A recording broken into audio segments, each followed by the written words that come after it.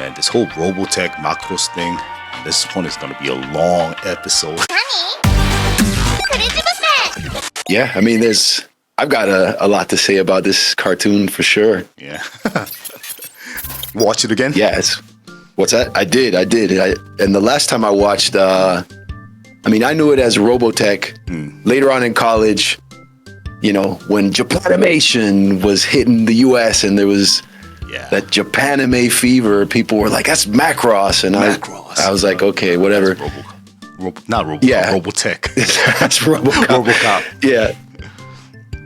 But to me, it was Robotech. And I had no idea it was 3 different series stitched together and made into a narrative. Like, to me, Robotech had 3 generations of characters. And I didn't know either. Yeah, when did you find out? When I moved to Korea, because I went to an international school, right? And I remember going to that international. I went to that international school for a month, and it was like, okay, Korean school time. I'm like, no. But then after lunch, they had like these those VHS tapes of Robotech or King Rayon, Voltron. Right. And one of them was Macross. And, we'll gather around, watch it for 30 minutes, an episode, right? And it was, I think I was like the only Korean dude in that group. It was like white dudes, black kids.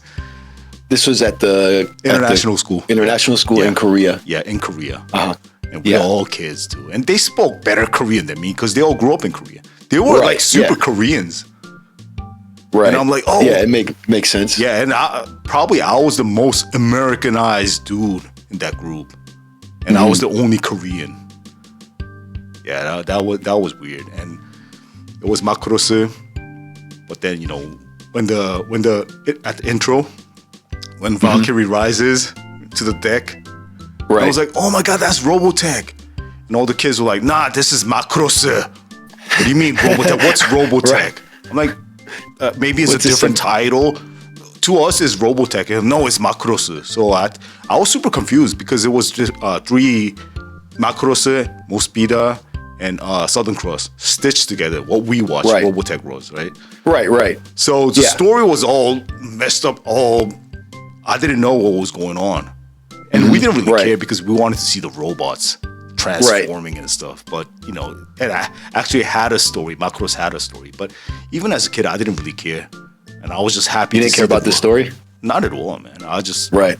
And it wasn't... I remember the Macross videotape we watched had Korean subtitles.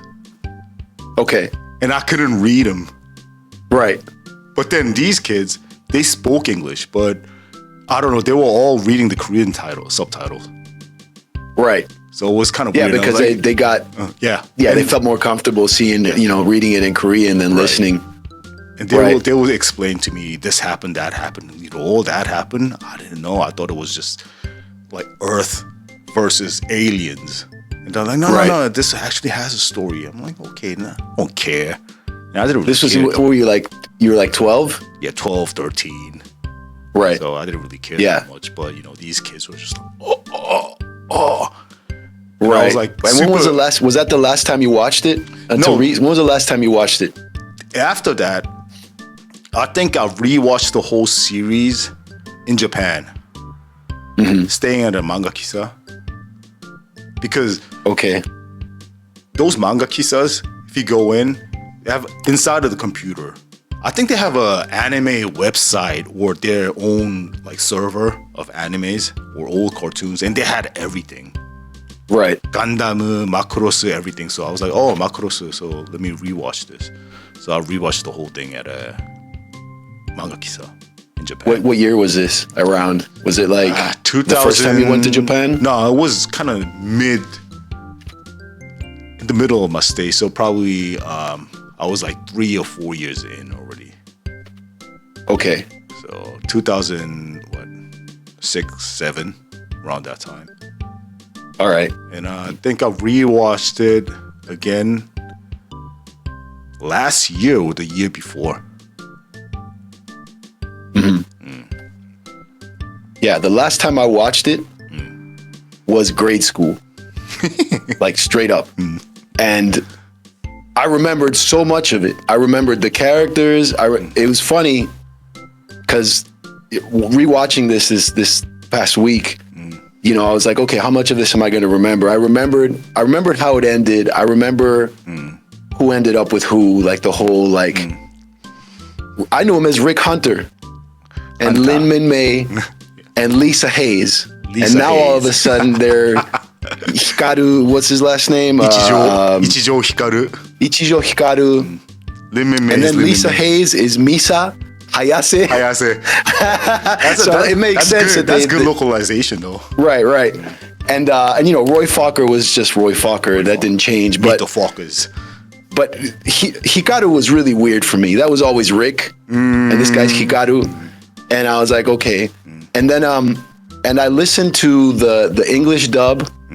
And then for certain scenes, I would switch to the Japanese to see if they were like the jokes and that type of stuff, to see if they were staying true to the original dialogue or if they were just like riffing in English for as a localization thing. A lot of it is pretty straightforward, like what they're saying in Japanese. Some stuff they'd put in, like kind of season it a little, make it a little more American. But I was pretty surprised that even though probably the last time I watched that was like maybe 5th grade or something, I retained a lot of that story, like a ton of it. Like even the back and forth between Minmay and Hikaru. Rick, yeah, like I remembered those things. I remember the scenes where like they run away from each other, like, you know, they always miss each other by like a second or like, you know, all those things. And also as a kid, you know, it's probably one of the first love stories I ever saw.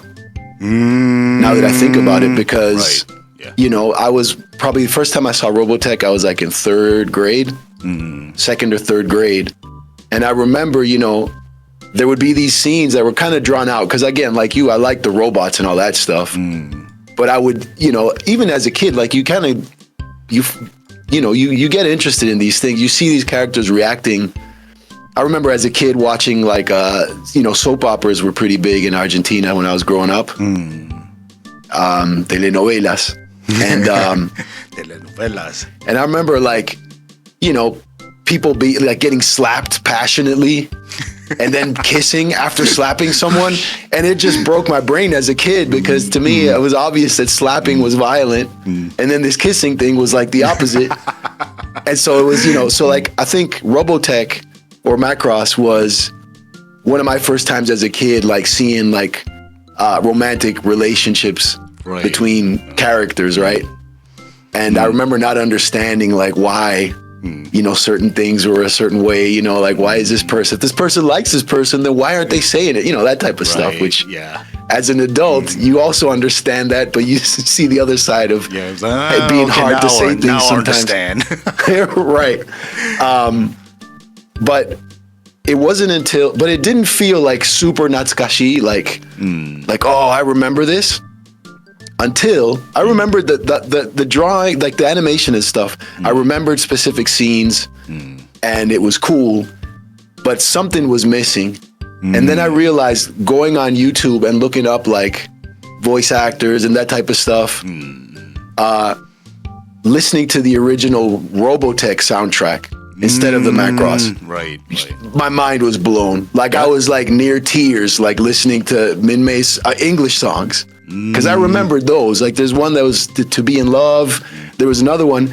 The Kareshi wa Pairoto, like my boyfriend's a pilot. I never heard that. Right, Watashi no kare wa pairo. I still remember. Pairoto. Like now I know it because I've heard it, you know, through 36 episodes. But it didn't feel natsukashi, like, oh, I remember this. And also, you know, it's pretty outdated. I mean, we're in 2025. You know, like I didn't listen to that as a kid. So listening to it, I'm just kind of like, But finding the songs in English is probably the way you felt watching this, because you watched it as a kid with the Japanese songs. So it's pretty funny how songs can like really jolt a lot of memories. And, you know, because I remember listening to the songs, I remembered what, like being in 3rd grade. Yeah. being in recess, like I'm Rick Hunter, like all that stupid shit. Like I remembered all of it listening to those songs. So that's the power of music, man. It's like listening to Sweet Home Alabama. I don't know. I think it's a great song, but it's not like I sung it all the time. But somewhere in Japan, you go to these American bars. Oh yeah. Then they play it. Somehow all the lyrics. You sing along with it. One of the songs was "Country Road, Take Me Home." That song. Yeah. I didn't even know I remember that song. I know all the lyrics. Until I heard it in Japan. That made me homesick, man. West Virginia. Never went to West Virginia. Never been to West Virginia, but still, somehow all the lyrics. Type stuff. I think. Watashi no kare wa pairoto. My boyfriend is a pilot. I think that song probably, just got engraved in my brain when I was a kid. Yeah. Yeah, it's like the English ones for me. That's why I wanted to like check them out to see, and then I realized like. What about the opening song? Yeah, see, the opening song is the energy is mad different in the original Japanese one. It's like dramatic sounding and kind of like the singing. The singing is like it's yeah. The Robotech one was like crazy, dude. That one, it still gets me hyped. And also the intro, they stitched a bunch of different action footage from Macross, Mospida, and Southern Cross. Robotech version, right? Yeah. So they had all those. So it was just a compilation of robots exploding and like, all that stuff. So I remember that watching the Macross, the real intro was just kind of a dud to me compared to like what I remembered from Robotech. To Macross fans, it's super iconic. The opening, the original. Oh yeah, they made it to a 3D version and everything. Right. Yeah. The shot of the Valkyrie coming up from the platform, and then Hikaru like turning his head up. Yeah, that's how Robotech started too. Yeah. They redid the whole thing in 3D. Oh yeah, for a show or just to some fan art? I think it was for. I'm not sure if it's not for the OVA version, the theater version, but maybe it was for a remastered or reruns or something like that. It was official actually. Right. But the Robotech, the opening song, I don't know. It still kind of sounds like the Superman theme song. Well, it's got the, I don't know what instruments it is, but yeah, it's got the dun dun dun.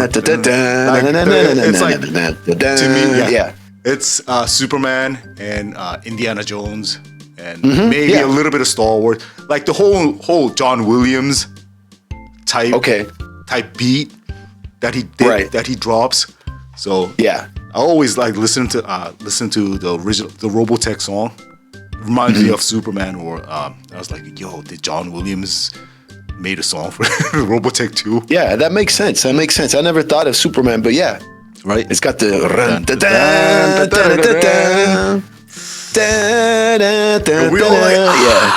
Robotech. Yeah, no, it was really that song will get you pumped, dude. It was one of the 3 big robot cartoons back in the day. Robotech and Voltron and Transformers. Right. Yeah. So man. Oh, speaking of Transformers, I'll bring that up right now. The Valkyrie design, which was like made Robotech or Macross super popular. It's the jet fighter that turns into a robot. And then there's like the medium mode where he's got the legs out. It's an airplane with the legs out and the arms out shooting, which that always struck me too as a kid. I thought that was kind of strange. It was cool. Yeah, with the yeah. But that design, which made Macross very popular in Japan, and actually I saw that I was watching a video about the production. There was a lot of fighting between like people on the production, and then there's obviously a budgeting issue which happens with productions. And so the toys of the Valkyries, made it so that they could do more episodes near the end. Like they were already in production, but when those toys came out, then they got like a lot of sales, and so then they like, went okay, and now let's they extended it. But then and there was, you know, obviously Robotech was taking different animes and like repurposing them for the American audience. But then there was a lot of legal battles between the studios that had Macross in Japan and the American studios. They had sold the rights to release as an anime here. Right. And then there's this thing where the Valkyrie actually was a character in Transformers, the American show, and it was released as a toy. And it was Jetfire, I think is what it's called. Yeah, it's Jetfire. I didn't know that. I always thought it was Starscream. What do you mean? Starscream. Just the airplane. No, it was just the Valkyrie. The toy had the face with the little triangular thing and the two like antenna that shoot when it's in airplane mode. It was the same exact toy. And it was white and red. Like, oh, that's Roy Fockers. Damn. When'd you get that? Hell yeah. So yeah, dude, that's what Jetfire looked like, but just red and white, the Hikaru version. And I remember I went to a friend's house and he had the Valkyrie on his shelf. I'm like, yo, Robotech. And he's like, no, that's Transformers. And I was like, what the hell are you talking about? Like, I knew what that was. I'm like, that's Rick Hunter's Valkyrie. And he said, no, that's Transformers. It's Jetfire. I'm looking at him, like I knew I was right. And then I saw it had the little black square sticker, the Autobot or Decepticon, like you put your thumb on it and it would heat up and you would see the symbol. And it had the Autobot one, and like I didn't understand. I swear to you, this is Robotech. But then that was one of the things where somehow the company was able to license that. And I guess he appeared in the cartoon as well, but they changed his face.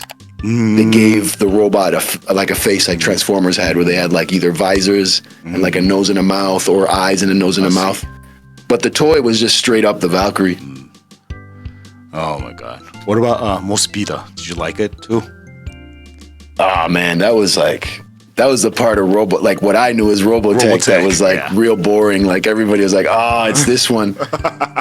It wasn't as cool as like we knew him as first, second, and third generation of Robotech. So there was like, you know, the Macross, then Mospeada, and then Southern Cross. And Mospeada was like, the designs weren't as cool. They had these tanks that would like just kind of like turn up, and then the armors, they had these. It didn't really match. Like even as a kid, you kind of felt like something's off. It was anime. So it was drawn, you know, the characters, their faces and stuff were still a similar style. But like the Mospeada designs, and I didn't look through that recently, but I just remember they had like these visors and these weird helmets that kind of looked like knight armor in a way, like kind of like a. That's Southern Cross. Mospeada is Mospeada is. Oh, okay. Yeah. Southern Cross, nobody really cared that much, actually. All right. Yeah, no, Mospeada was awesome, dude. Like, everybody liked that one as well. Like, the designs were badass. The motorcycles and the jets. Yeah. That one matched Robotech as well, more than the Southern Cross. Yeah. Oh, my God. Because even the designs were, I mean, it just looked like an upgrade. They probably were influenced, even if they weren't the same thing. Oh, Mospeada? Yeah, they must have been. Yeah. That's what they said. Yeah, at some interview, they're like, the executives were like, "Yo, like Macross was such a big hit. Right? Be more like Macross. They have to change. They have to transform everything. So they're like, oh, okay." And they were like, "Okay, now we have to do better than Macross too." Right. So they really put some thought into their designs. Yeah, those were great. Yeah. Those were great. And the toys were, oh my God, crazy. Like, man, we didn't have toys like that level in Argentina when I was a kid. Like, we had He-Man and like, Playmobil was super popular in Argentina. I always hated them, dude. Like, but there wasn't, when I got there in 83, they didn't have Star Wars. They didn't have Star Wars toys. They didn't even have the movies. Like the first one they did. But I remember telling kids in my class in grade school, there's another one and this happens. And they were all like, whatever, dude. Up, and then the movie came out and it was everything I said. I was like a prophet, dude. Like, because back then movies would take longer to get to other countries. It wasn't like a international, simultaneous release or anything like that. So a little side note, you know which country gets the movie like super late? Japan. What? Oh, really? Yeah. Still, now it's different because nobody goes to the movie theater, or everybody just watches on Netflix. But back then, even when I was there, they said it will take at least 3 or 4 months to come to Japan. A hit movie will come to Japan like 3 or 4 months later. What do you think the reason is? You think it's like the subtitles or like that too? But it's more like money and who's getting. So it was already too complicated at that point. So they had to go like multiple layers, just like Macross. Right. So who gets how many, like how much, what percentage they get, all this stuff. Who's gonna do this? Who's gonna do that? Say it takes like always, because I remember in Japan I was asked like I watch Superman in Japan, Man of Steel. Okay. And that thing came like 2 months late. 2 months or 3 months later than the States. And was that popular? Nah. I went to the movie theater in Shibuya and the theater was empty, man. Oh yeah, nobody really cared. And I asked my girlfriend at the time, like, why Japan gets movie this late? And she's like, "Nihon konna mon da yo." This is how it is in Japan. It's always like this. So they always watch it on a news or a variety show about a movie that's popular in the States or wherever. Right. And they go, oh, Nihon Itsukuru, when it's gonna come to Japan? It's gotta be like 3 or 4 months, even like half a year later. Right. Yeah. Yeah, it was kind of like that when I was a kid in Argentina, for sure. Like, I remember my dad came to the States for work when we were there. And then again, we were in grade school. And he got the Michael Keaton Batman, the 1989. He got it at Blockbuster on VHS. So we had Batman on VHS before it was in theaters in Argentina. Oh, yeah. Can you imagine that back then? I mean, yeah. Japan was kind of like that, though. Dude, we had a party. I had a birthday party and invited all my friends from Argentine school. And I was like, I got Batman. They're like, what are you talking about? Like, it's possible. Dude, that movie was huge. Like, they would, same thing, like variety shows like Japan. They had the same type of thing in Argentina. And Batman, there was a huge push. Like Warner Brothers pushed that worldwide.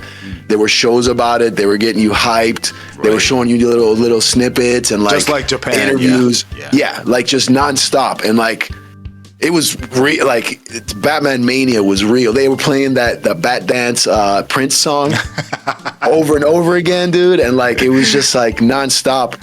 And then I had the VHS all of a sudden when Dad came back. And I was like, I got it. Like, oh man, dude. And it was in English. It wasn't in Spanish. And like, that was all my buddies from Argentine school. They didn't speak English. I mean, the English you learn in school, but everybody was stoked and everybody got to see that before anybody else in the country, dude. Like They could say that. I saw Batman before it was even in theaters. I mean, it was pretty awesome. Kind of same experience. That was me because of my friend who's from Japan. Hokuto no Ken, like Japanese variety shows and all the mangas, toys. Yeah. And one of them was talking about the music of Macross. Xiao Pai Long. That song. Dude. He had Famicom, Nintendo, the original Nintendo from Japan. Right. Motherfucker had everything. He had toys, he had mangas, animes, and he had the Famicom too, and he had Macross. So we played that thing in the Macross game. The background music is Xiao Pai Long. Over and over again. Xiao Pai Long. But it wasn't chiptunes, 8-bit Famicom like style chiptune. So, right. But then, you remember the melody, man. Well, I do now. I never heard that as a kid, but like now, yeah. That one. Man, that dude had everything. The story of Macross. Oh, man. What I liked about the story when I rewatched it was the setting. Right? It's not like, okay, we live in Earth and we have this big ass robots. I can just, kick everybody ass.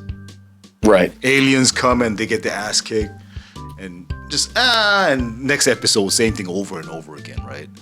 But this was, they say Gundam and Macross was the first generation or the first to started the real robot genre. Right.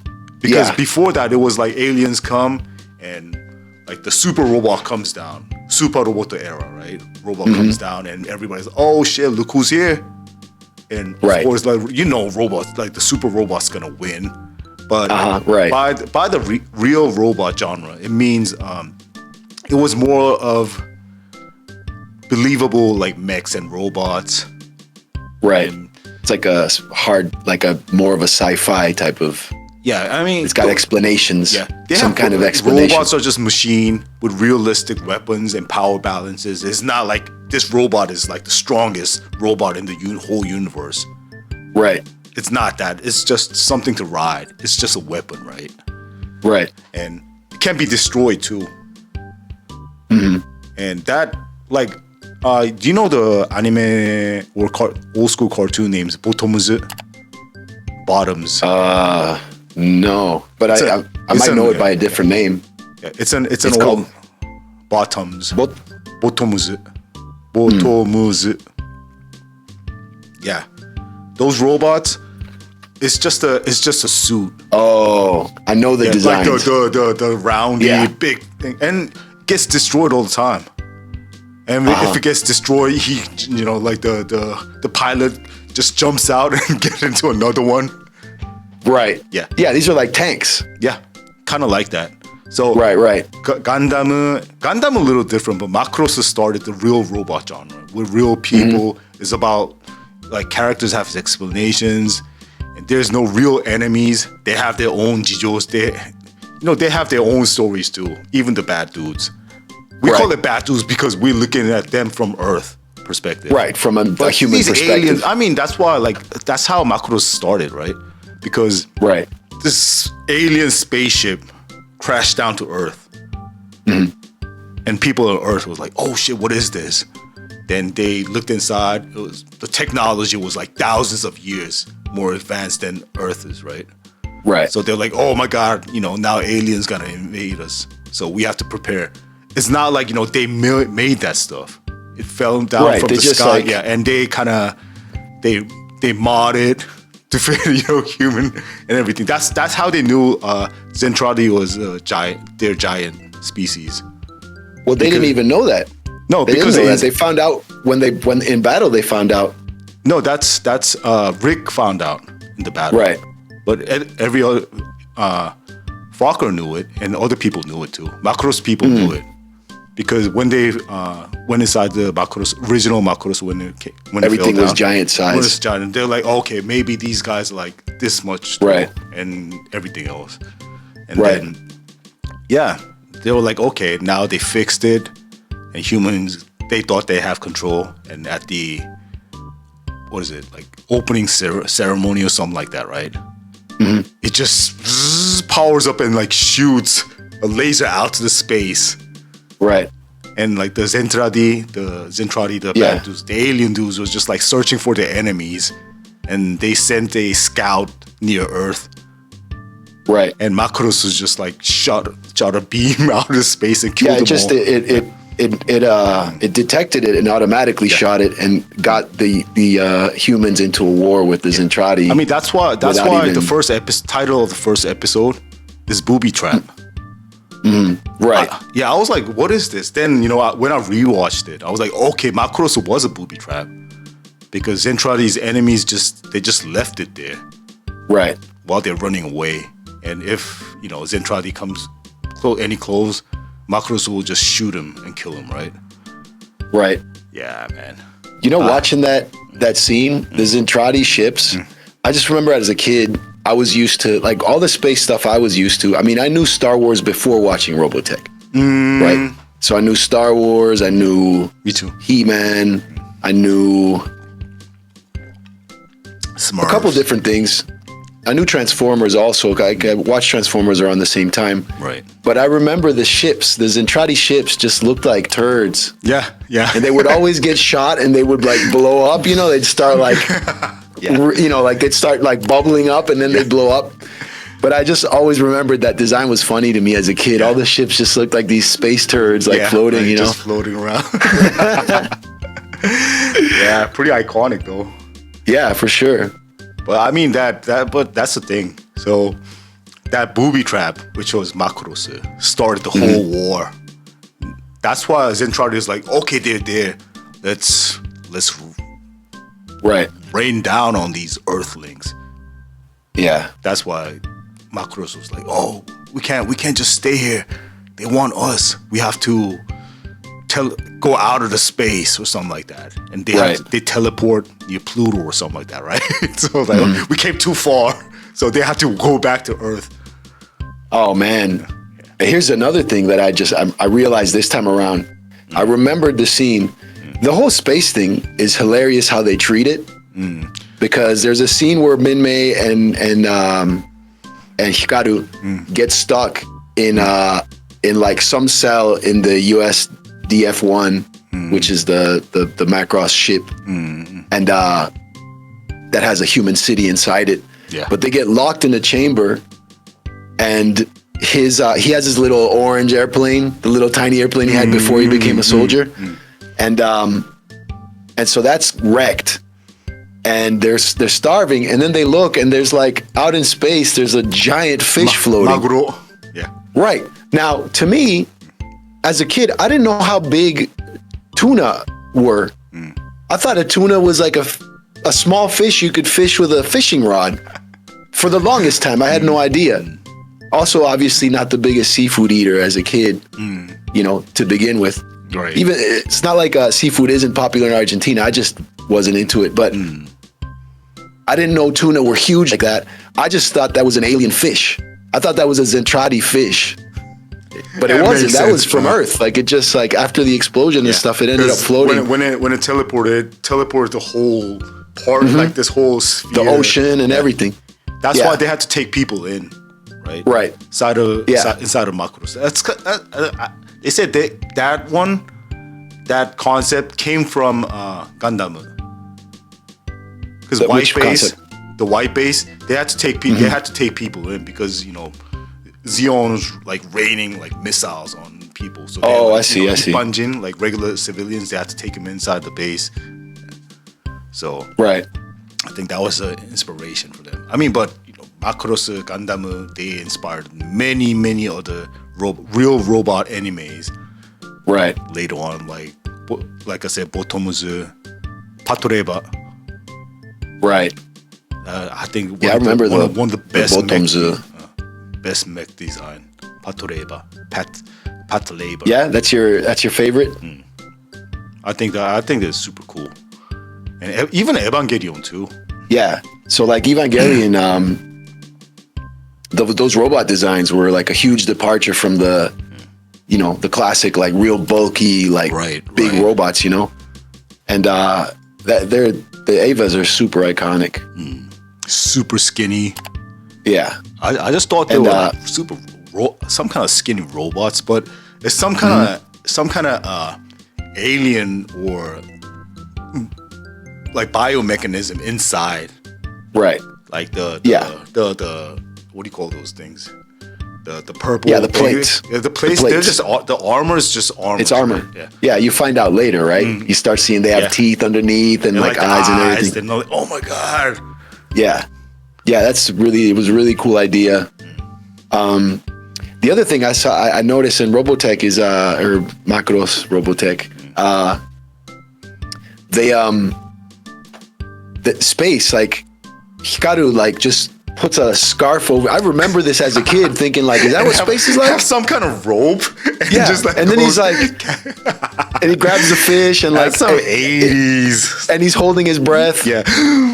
Yeah, that's some weird stuff. I mean, funny thing is, one Easter egg. You know why it's Maguro? Why? Because it just sounded like Macross. Oh, really? Yeah, that's what they say. So they were like, okay, let's just be a Maguro, a tuna. Right. It sounds like Macross. But you know, right. throughout the manga, because this was made in the 80s, they were like the physics inside of that anime is just different. You know, when he catches Minmay as falling down from the sky, he opens the hatch of the fighter. He even stands up and catches her.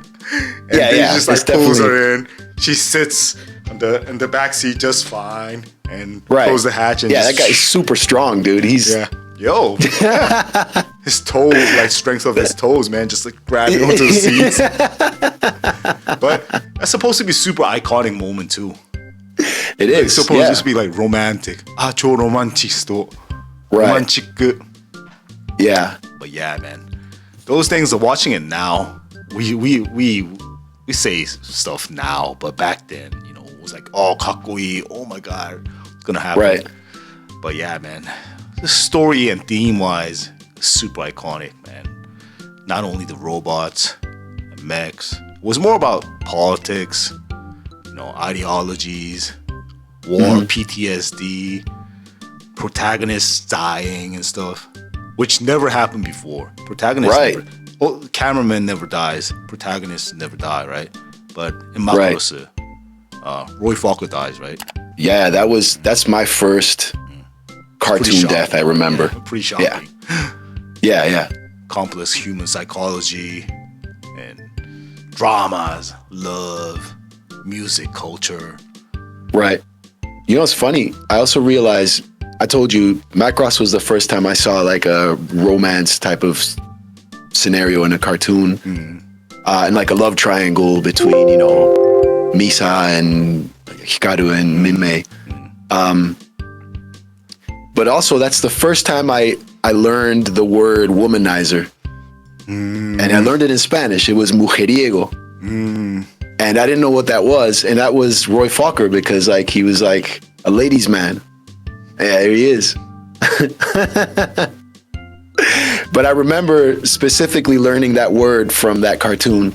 And as a kid, I didn't really pay that much attention to the Roy Fokker character, because a lot of what he was talking about to Hikaru, about women and all these things, and relationships, went over my head. I had no idea about any of that stuff. And watching it now, it's funny to listen to their senpai kohai conversations about girls. We talk about these all the time, but all those foreigners, non-Asians inside of Japanese manga or anime, they say they look older. They're blonde, blue eyes, I don't know, black, darker skin, you know, curly hair, whatever, right? But inside of Japanese manga anime, they're all Japanese inside. They're all Japanese. They all Japanese. How they talk and all that stuff. I remember this scene. Roy Fokker and his girlfriend. Was it Claudia? The sister, the black girl. Yeah. And was it Misa and Hikaru? They went to a bar or something like that. And man, Roy Fokker like talking to Hikaru, a typical Japanese style. Omae sa, ore ga na, otoko wa na. Guys have to be this way. Right. Okay, that's okay. But then, you know, what comes next? You know, he'd be canceled mad quick these days. He'd be like, yeah, demo onna wa na.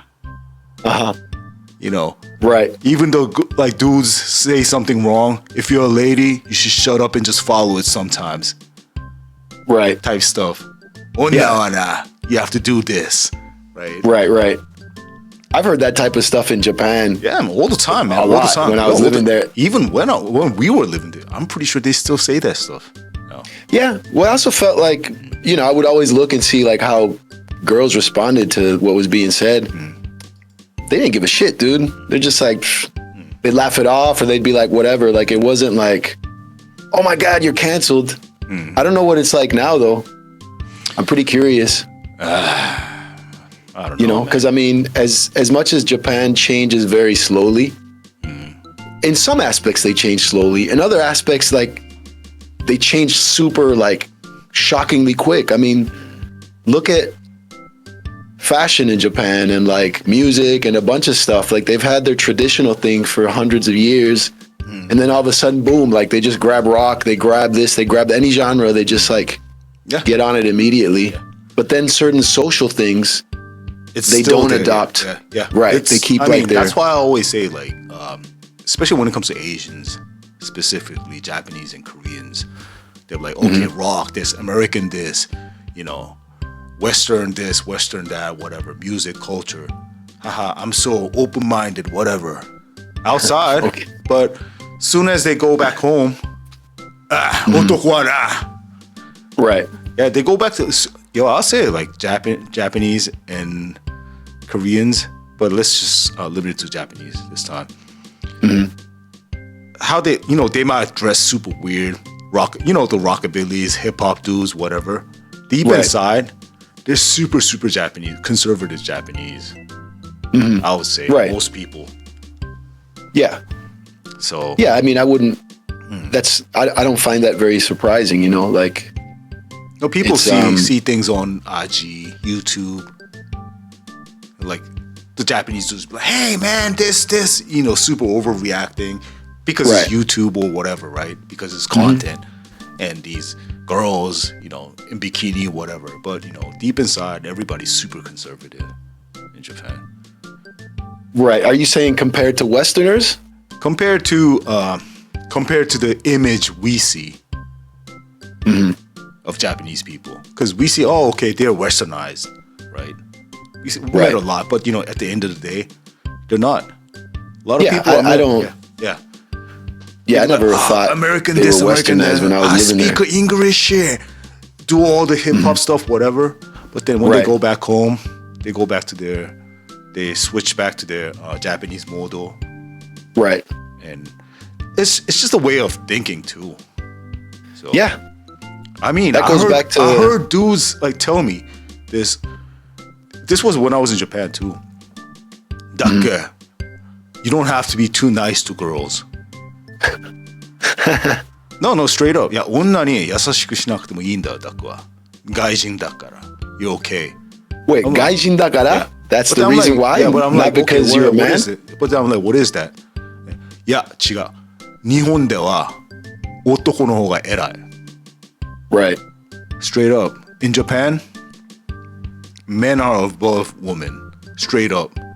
And I was like, what is that thing, man? Right. Yeah, but then, you know, I mean, obviously the way that's worded, I think plenty of Japanese people will disagree with that. But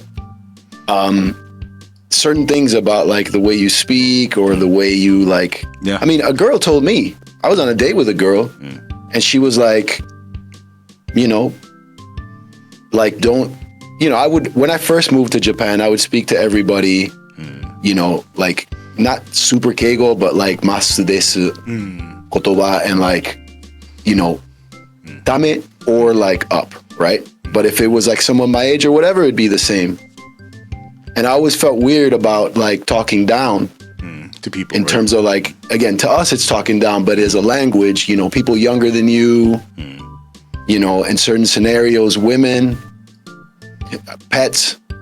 If you're a guy, there's a certain way you speak. If you're a girl, there's a different way you speak. If you speak like a guy as a girl, you're going to have a lot of trouble socially with both men and women. Right. It's just the way the language works. And for me, I tried for a while, I tried not to use the talking down part of Japanese because I felt uncomfortable with it. Right.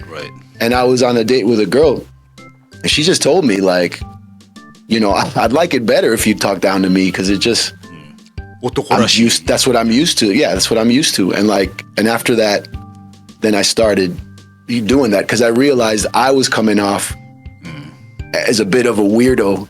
Right. By being too nice in a way that most guys aren't. Yeah. You know, it was like I was being like almost effeminate because I wasn't speaking the way guys do. And I didn't have the thing where like the guys who would come to the karaoke in the US with their Japanese girlfriend and they try to show off their Japanese to me. And I'm just sitting there like not saying anything, but they sounded gay. Right. Because they spoke like girls. And they're like American guys. They were like straight up like a regular dude. Big dudes too. Yeah. But when they spoke Japanese, they sounded super effeminate, like real soft, you know? Right. So I had that experience where I realized, even though I was learning Japanese at the time, I realized these guys sounded like, they just sounded really Soft, gay. Yeah, but they weren't, because they came here with a girlfriend. So I knew they were straight. They just didn't sound like it. They're like, ne. And like, ikura. And I'm like, wow, this dude, they sound just like their girlfriend, dude. Right. Yeah. I mean, so we met a lot of dudes in Japan too, like gaijin dudes. Yeah. Living in Japan. And you can tell. Right. Does not have any other Japanese friends, dude friends. Probably his only Japanese friend is his girlfriend. Right. Yeah. So he's going to sound like the person he talks to. Yeah, man. There's certain things I don't really like how people say omae. A lot of times, dudes, when they address his girlfriend, omae. Husbands to their wives, omae, right? That's one thing I always feel uncomfortable saying, omae. Right. Yeah, I feel more comfortable with teme than omae. No, that's crazy, dude. What? I mean, because fucking dudes, hip hop dudes, and music people. But even teme, I don't really say it. I mean, when I'm joking, I'm like teme yaro type stuff. I was gonna say as a joke. But omae, even as a joke, I barely said that. Probably like not even 10 times my whole stay. Even till now, I never said omae to my girlfriends or even to my friends. I don't say omae. Oh, to me, that's some Japanese stuff. To me, like I don't have to be that Japanese. Well, it is. That much. It is. It's a Japanese language. The what I realized about omae is that's a real like in confidence word to use to address someone. Like if you're like mad cool with someone and something's going on that's hilarious, or they say something, or they're doing something that like, but it's like a funny situation. It's more of a comedy thing to be like, yeah, oh my god, yeah, maybe that too. Yeah, to me, that too. It's kind of that, but yeah, it's not something I've ever used. And to a girl, no, because I mean, teme is like, that's mad disrespectful. Omae, I still see as disrespectful. I understand it's like a term of endearment. Yeah. Depending on who's saying it to who. And I've seen it done that way with Japanese friends talking to their friends. And I get it, because they're basically saying like, this is how cool we are, that I can say this. The use of omae in social conversation is kind of like the using the N-word. It's not the same thing. It's not the same scenario, but the way it's similar is that if you just use omae for another Japanese person that doesn't know you, or that might know you, but you're not that tight, and you use that word, they're going to be really upset. That's going to be a real offense to call someone that. That can get you fired, all sorts of stuff. Yeah. But if it's someone you're really close with, then it's a term of endearment and you're joking around. And same thing with the N-word here. There's people getting fired over that for sure, and it's considered hate speech. But then you got people that their closest loved ones, they call them that nonstop, every day, all day, every day, times a day. So omae is kind of like that, at least to my estimation. Yeah, I mean, in Japan, people get offended too if you're not close, just like you mentioned. But then when they talk to gaijins, somehow they're like, gakko omae sa. That's always weird. Yeah. I used to kind of take offense to that because it's like, I know you're not talking to any Japanese people like this. Exactly. Why do you feel? But I mean, right now, I just don't. I don't really care. Like, I find it kind of laughable for other reasons, but it's not always out of malice. Sometimes it is. sometimes it is. They're just like, this guy doesn't know better. I'm just going to talk down to him. Yeah. I mean, I think a lot of times it's just that in Japan when it comes to Japanese dudes. They want to feel like that's one thing. And again, man, there's that. Well, there's the other one too.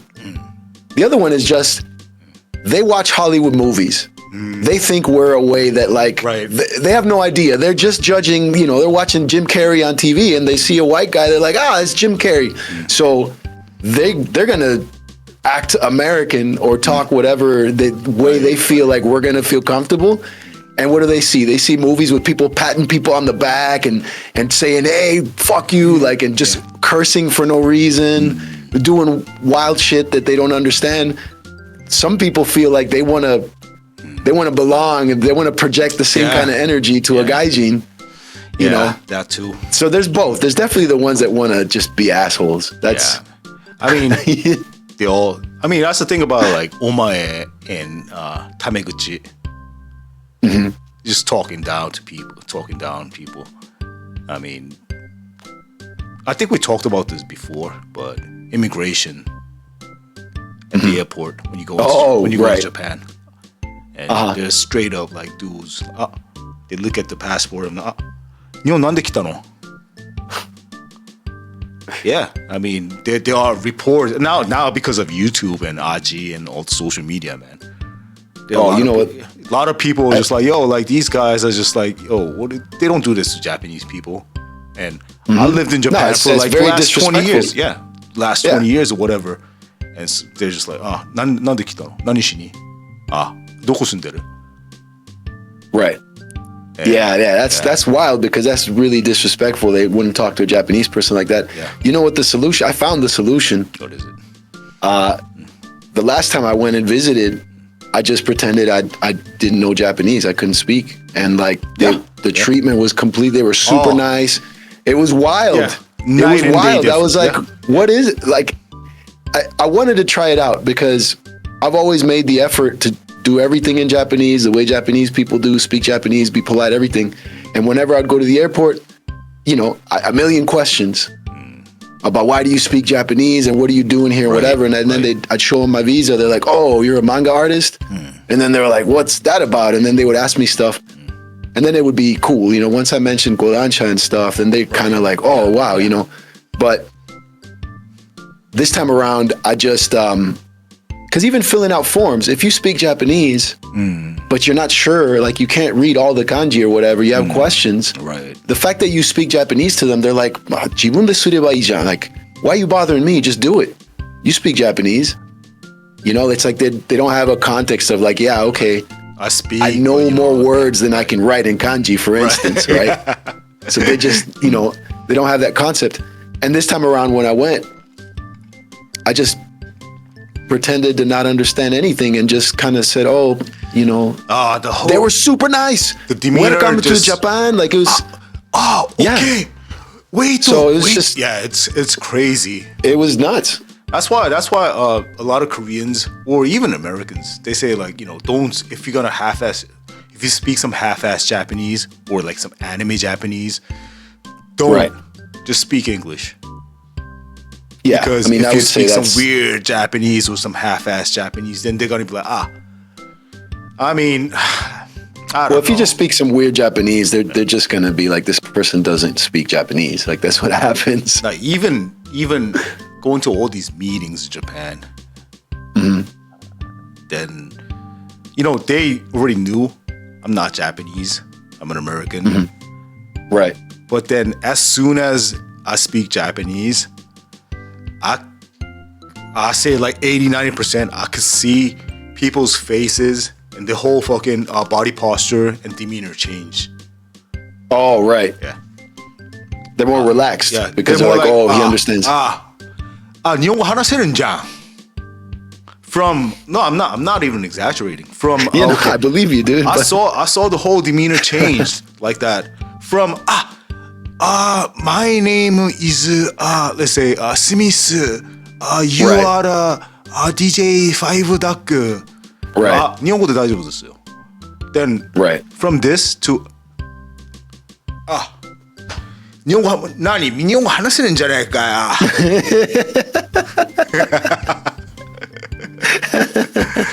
But I mean, you know, in a nutshell, that's what it is. Yeah, that type of stuff is funny. Someday, I think it would be cool to talk to some of our Japanese friends, or maybe somebody we interview who's had experience living here in the U.S. And see if they have this type of thing about Americans. Probably. You know, like this type of, like, I'd be interested in hearing what it is. I kind of know a few. You know how people say, like, just name one quickly. あ、人種差別された。I see. Americans are racist. Right. But then, you know, most of the time, it's just people don't speak English that well. Right. You know, they let's say they go to Starbucks and they order something and they say like, ice, coffee, coffee. But then we don't say coffee. Right. Because coffee is coffee, right? But then Japanese pronunciation is super weird. So coffee. Right. And of course, like the people working there is going to be like, what? And they have to know this too. This is the States. It's not like, you know, because they're working there. It's not like they're going to be like, ちょっと待ってください to be all polite and stuff. They're just going to be like, what? I don't understand. What is that? You know, some people get annoyed that quick too. Yeah, the pronunciation is something that, and there is a difference here. Like in Japan, you know, again, the customer is God.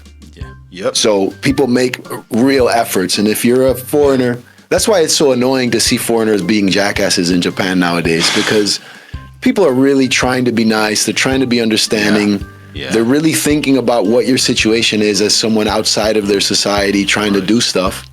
And then you go there and do that. Yeah, man. But people here don't care. They don't understand what you're saying. They're not as patient. Plus, we got like millions of other races living together, right? Right. Then, you know, people who get that treatment here, Japanese or Korean, whoever, right? Chinese, let's say Asian, from Asia. Then to them, it's like, oh, they just pretending like they don't understand what I'm saying. This is some racist stuff. They're not pretending. They don't think their kikitori is not up to snuff for Japanese but you know, that's how they take it. So they go online and be like, yeah, アメリカで人種差別されたことを話します。And most of the stuff, this is Koreans too. When they go to Japan, just because I'm a Korean, you know, they're you know, they were doing some racist stuff to me. And I've seen this a lot when I was in Japan. It's their Japanese. Right. They couldn't speak, like, not even up to par Japanese. And of course, you know, people are going to be like, ちょっと待ってください, I don't know what you're saying. You know, those things. In the nicest way possible. But I guess, like, it's out of insecurity, embarrassment. People just like, oh, you're doing this because I'm Korean. You can't have that mindset. If you have that mindset, everything that happens to you. Yeah, I mean, people always go to that. Like, Japanese people are racist against Koreans. I'm like, no, it's your Japanese. Right. Because I've seen this in cafes and izakayas. People be like, oh, like, yo, like, these Japanese people are super racist. They're pretending like they don't understand what we're saying. I don't understand what you're saying. Well, you're just racist, Doug. Yeah, I mean, again, does racism exist? Of course it does. But But that's if that's at the back of your mind constantly, at all times, whenever something doesn't go your way, you're going to be grasping for that excuse, and it doesn't serve anyone. It's not great. I mean, again, this is my own personal opinion, you know, whatever, to take it or don't, but like, it's not helpful. Because here's the thing, even if it was racism, what's the point of getting angry about it? Like, that, you're not going to change that person. You're not going to change anything, right? Yeah, just ignore them. Like, but most of the time, I would say it's not that. It's something else. Like, your pronunciation is unclear and they really don't know. Yeah. I think most of the time it's that. Or they do some stuff, you know, it's like, it's not accepted here. You know, let's say Chinese kids coming to the States and smoking inside. Right. Type stuff. And like, you're not supposed to do it here. I'm like, oh my God, no, you're it's because I'm Chinese. Because I'm Chinese? You racist? Fuck out of here, man. But anyways. So, conclusion. Roy Fokker is racist. Racist. Well, no, he had a black girlfriend, dude. Oh, there you shit. go, man. That's just a cover up. That's just a cover up, man. That's why he died. So I can't take this anymore. I can't live this fake life. That's peace. Let's talk about the producers. Legendary producers of Macross. Kawamori Shoji sensei. They say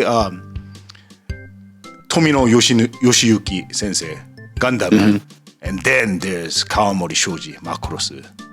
He's one of the creators of Macross. Also, he's a mech designer, director, writer.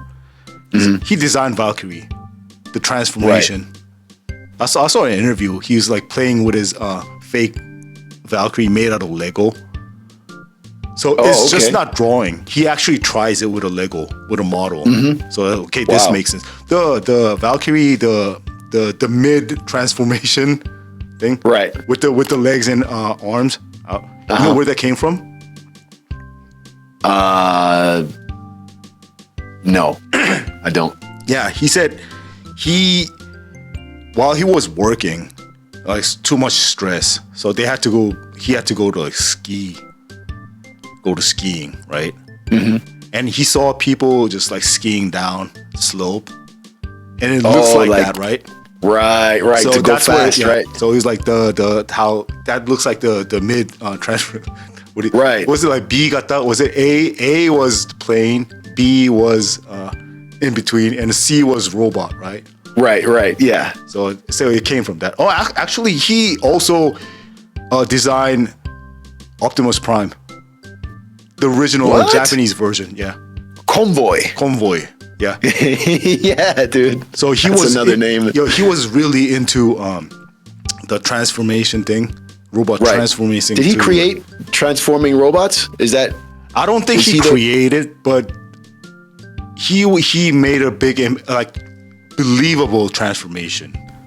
Okay, because I watched a video where they were talking about robots and stuff. They said that whoever, it might not have been him on Macross, but somebody on Macross was the creator of transforming robots. And it might be him if he did Optimus Prime and the Valkyries. Could be. I don't know he's the one, but definitely one of them. One of them, right. Yeah. Because what transforming robot do you remember before Macross? Nothing really. It was more like other robots joining together and become a big robot. But they turn into an arm or a leg or a torso. Yeah. Just to a bigger robot. But what else? Nothing really. Nothing. I mean, I'm pretty sure there was something, but I don't know. That's be interesting to look that up. Anybody who might know about this, please comment down below. I'm curious. I think I remember someone saying like this person was the creator actually of the before robot. Macross. It was like That would be great if anybody can tell us. See you in the comments then. Yeah, let us know. Yeah, but that was like the real robot aesthetic came from Gundam and Macross, they say. So the iconic dude, Kawamori Shoji, Kawamori Sensei. Then the character designer, Mikimoto Haruhiko Sensei. He's a designer of, he created Minmay, Hikaru, Misa, everybody. He's the, you know what's really funny? His drawing style is super iconic. I still remember the anime magazine New Type? Yeah, of course, dude. Every time, like he did some illustration for the cover of New Type. Man, I thought it was like the prettiest girls ever. He's like the like Bishoujo Senmon. Right. So he like draws girls super pretty. And it's not like out of the world, like super, supermodel proportions type stuff. But I think it's his style and the facial expression. To me, it's really Japanese-like. Right. So even though he draws like a blonde girl or whatever, purple hair, well, it just feels like a Japanese girl to me. Yeah. Well, and to Japanese people too. I think Westerners see it as something else, but we've mentioned this before, but like when I watched all these cartoons, even as a kid, I thought, if these are made in Asia, why does everyone look European? Right. It's the way I felt as a Westerner watching it, but like Japanese people weren't seeing that in a cartoon character. They were seeing Japanese characters. They were saying Misa Hayase, and all these things. They weren't seeing like a white lady, Man, his style influenced a lot of other famous senseis, but one of them was, who's that dude who drew Evangelion manga version? Sadamoto Yoshiyuki, I think. Yeah, him too. Yeah. And was it Nobu Teruyuki? You know him? Rodo Sudo Senki. Who does what? Nobu Teruyuki. I don't know if I know this person. If you look at his drawing style, probably you know. I think even Mikimoto Sensei was what? Yeah, this is Record of Lotus War. Yeah, Rodo Sudo Senki.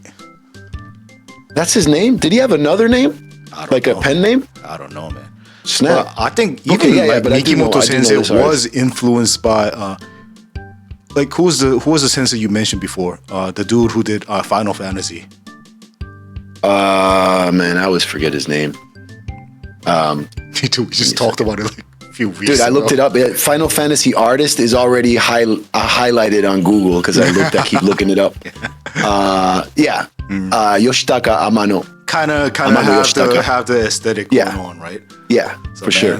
But then that's the thing. It's also fantasy. They draw fantasy genre. What's interesting was the mech design and the character design, different people. Right. Because as I say, like the mech design, dude, there were a couple other dudes, I forgot their names, but besides like Kawamori Sensei, there was this other dude who did mech designs that's super great. He did Great Majinga or like the Majinga series. The thing is that's what's his name? Nagai Go. No, not that dude. Not the original creator, but the character creator, mech designer, I think. Yeah, I don't know. I think Nagai Go designed a bunch of those. But anyways, like it's not him, but I think one of his, I don't know, Teishi or whatever, right?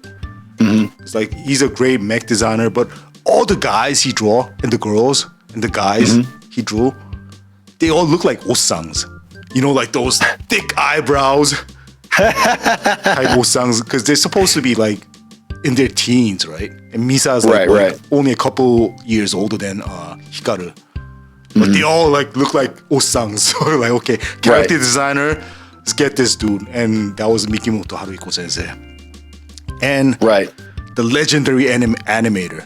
Ever heard of the term Itano Circus? No, but that's Itano is the artist, I'm guessing. Itano Ichiro-san. Oh, is that all this stuff? Yeah. All the missiles doing the hatch and shooting thousands of missiles at once, and all the missiles have the what do you call those? Like the smoke. Yeah, the little tails of exhaust. And just chemtrails everywhere. Over the top action sequences, crazy dog fights. Like his thing was like shooting thousands of missiles at once. Right. That's Itano. That's something that really struck all of us as kids. Yeah. The dogfight is crazy, right? It's not just like pew and no, it's super robots was always kind of like that, right? Yeah. They also did a lot of recycling of animation. Yeah. Itano, man. Just like Street Fighter, when you get hit by Hadouken, it's all the same dude in the flames. Right. But that's Itano Sensei, Itano Ichiro Sensei. That's why they call it Itano Circus. The funny thing is, when they were making Macross, to make the dog fight more realistic, they got on a fighter just for the experience. Oh, they on an actual plane? Yeah. I think they did the skydiving and stuff too. Okay. So they were really into that stuff. So yeah. Right. Man. These three are the key creators of Macross. Kawamori Shoji, Mikimoto Haruhiko, Itano Ichiro. And these three guys, they call them the 80s Japanese mech anime trio. Oh, I see. Official, dude. Yeah. It's the bad boys of... The bad boys. Three Musketeers. Right. Of the 80s Japanese anime. But yeah, man. They influenced a lot of stuff, though. Especially the Itano Circus. If whoever's watching this, if you guys want to watch Itano Circus in 3D, check out Macross Zero. Macross Zero. This was... Is that the one with the guy with the guitar? Nah. In the cockpit? I think that one's later on, like 7. That's like a more recent one. But this was Zero is like between the Crash and the Zentradi. Because they had like they were like, oh, aliens are gonna invade us, so we have to be one big nation, right? All these countries have to be one big nation, and there was a big war. It was about that. But the dogfight, the 3D, like Valkyrie 3D anime dogfight is crazy in that one. Pretty good, actually. This is the OVA or the series? I think it was OVA.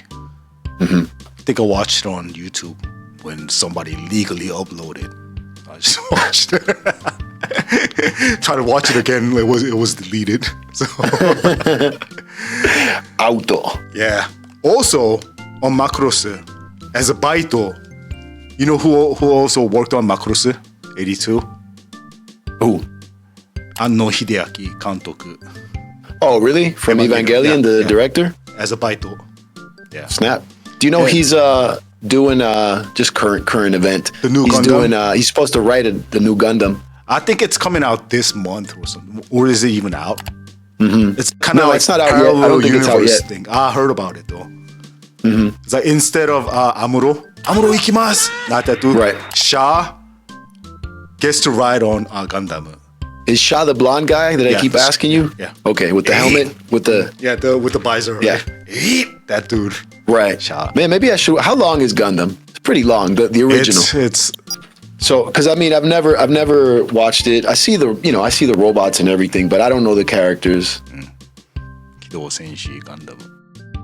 It says 43. Well, so it's like a little bit longer than Macross. Just a couple episodes longer. Watch the summarized version on YouTube then. I mean, is it not worth watching? Like some of them, because it's kind of outdated. It's earlier than Macross. Some of the stuff is just like, okay, you can skip this part. Right. The designs are really cool. Yeah, of course, man. I mean, I know the robots, but even just looking at the characters and kind of their uniforms and stuff. But yeah, there's like Gundam Seed, Gundam this, Gundam that, Gundam your mama. Like this. Gundam your mama. Yeah, everything, dude. Yeah. But yeah, man. Anno Hideaki Kantoku was working on Macross. He must have been pretty young, dude. Yo, everybody was young. That's I was gonna say it. Kawamori Shoji sensei, Mikimoto sensei, they were like 23, 24. They were kids, man. Snap. They were kids still in college. They say like Kawamori Shoji he went to was it what? I don't think it was Waseda. Maybe it was Keio. I don't know, Keio or Waseda. He was still a student there. But then he was like, okay, I'm gonna take a break from school to create Macross. I'm gonna take a break from school. I'm gonna take a break from learning to create one of the most iconic legend. Yeah, I'm just gonna do that on my summer break. And I'll go back to school. After I'll be back. Just wait. Types. Yeah, I mean, it was their first time too. They were like 22, 23, 24, something like that, right? So it was the first time for everybody, that's crazy. Yeah, it's crazy, man.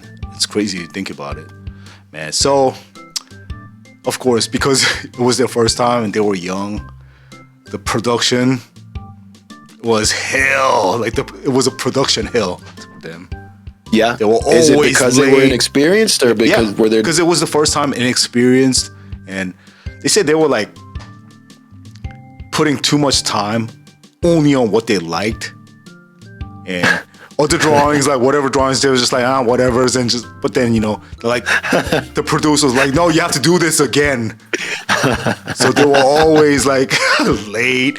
They said I saw it in an interview, Japanese. I think it was a documentary about Macross. Usually, to air, they would have the episode a week before.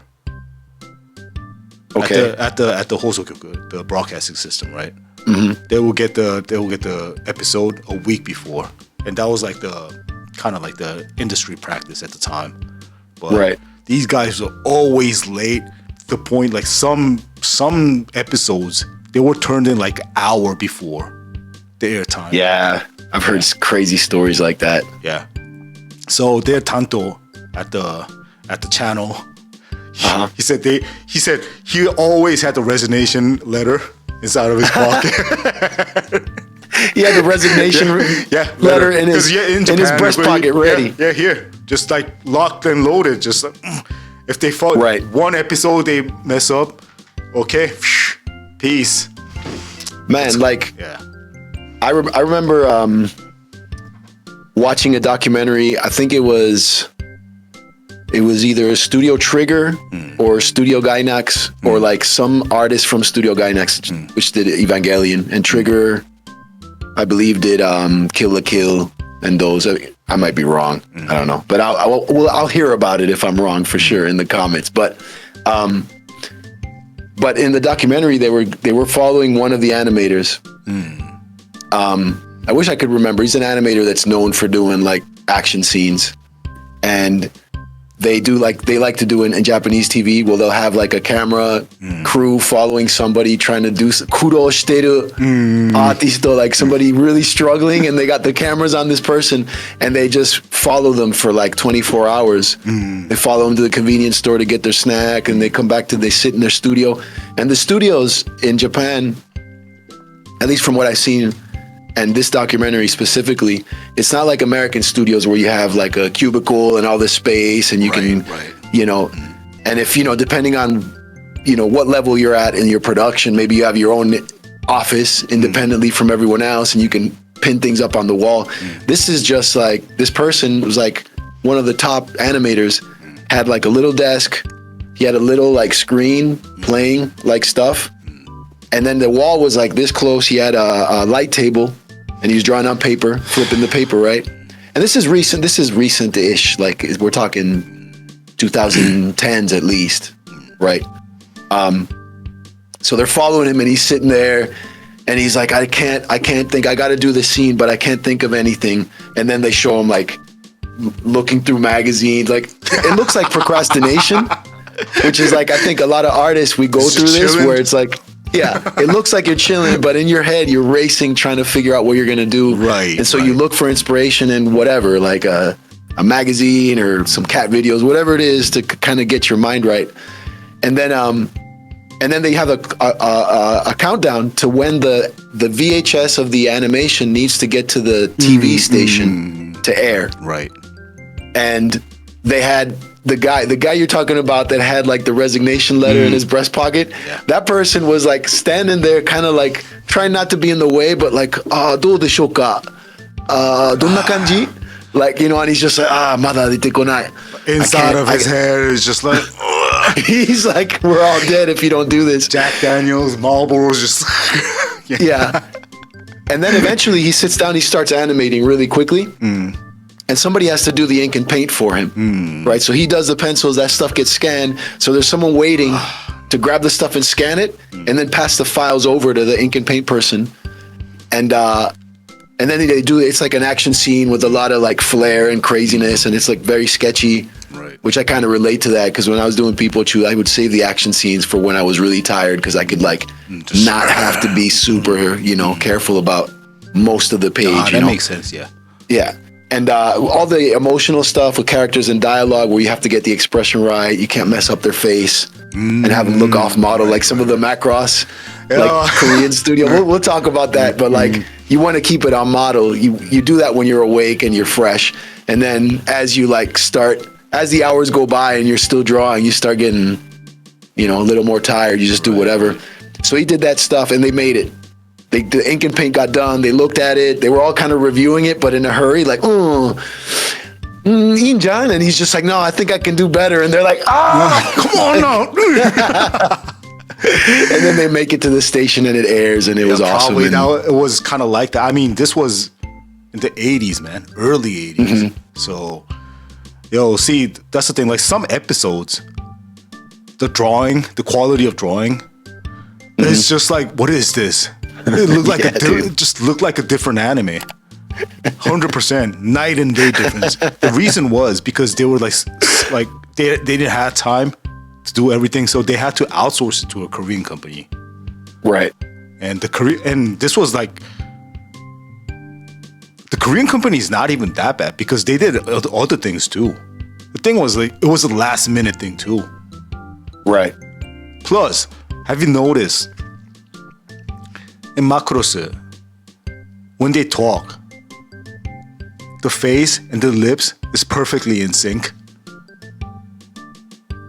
What do you mean? Oh, when you're watching the Japanese. Yeah, Japanese version. Okay, right. Because they recorded the dialogues first, then did the animated matched it to the audio. So which is what American productions do, but not Japanese ones. But back then it was kind of like the other way around until that point.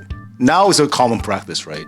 But back then, no. To do audio first. Well, I mean, you can digitally fix stuff or animate stuff these days, right?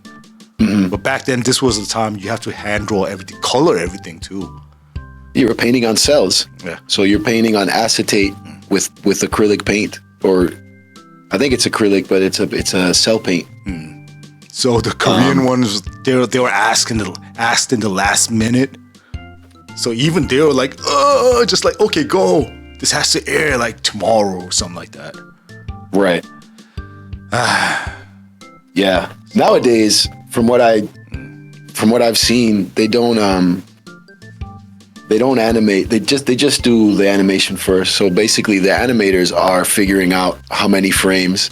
They do the animation, and then the voice actors sit in a booth watching the animation, and then they match the length.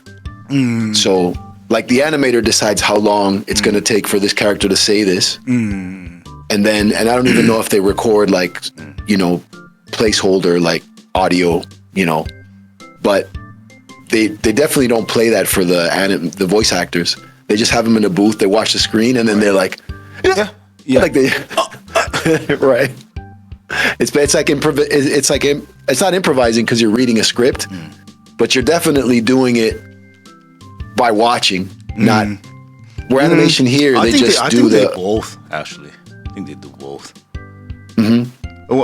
Maybe what I was talking about was fixing it later was video games. Originally supposed to be 52 episodes. Oh, that's right. Yeah. But then they were like, this is not gonna make it. So they shortened it to like 23. But then toys start to sell. Right. So they like kind of stretch it to 36. And out of those 36 episodes, 8 of them were done in outsourced to Korean company. So, those were the crazy ones. Yeah. I mean, to begin with, Mikimoto Haruhiko's drawing, Mikimoto Sensei's drawing, it's something. So it's hard for just imagine how hard it would be to have, just like draw this Mikimoto Haruhiko's character. Right. I mean, you need a team of artists that are, that are good. They were struggling with that too. It was like his drawing was too good. And I was like, yo, like I need some practice. But they had to turn it in 2 days and stuff. Yeah, now when you're under pressure, you know, that's one of the things about working in animation is depending on the position, they need you to be able to work in different styles, to be able to emulate different looks, because you'll have a character designer, especially the animators. So it takes a lot of skill to do it correctly, because the animators are doing every single side of a character. You do character turns, you know, so that you know what the back of the character looks like, all the sides and everything. But then someone has to have that character flip and throw punches and kicks and do whatever. And those people are not only good at emulating a style, but also moving it around. So animators, got a lot of respect for, animators. Japanese animators are crazy. And it's a lot of dedication for sure. Yeah. Just like that documentary, Akira documentary, man.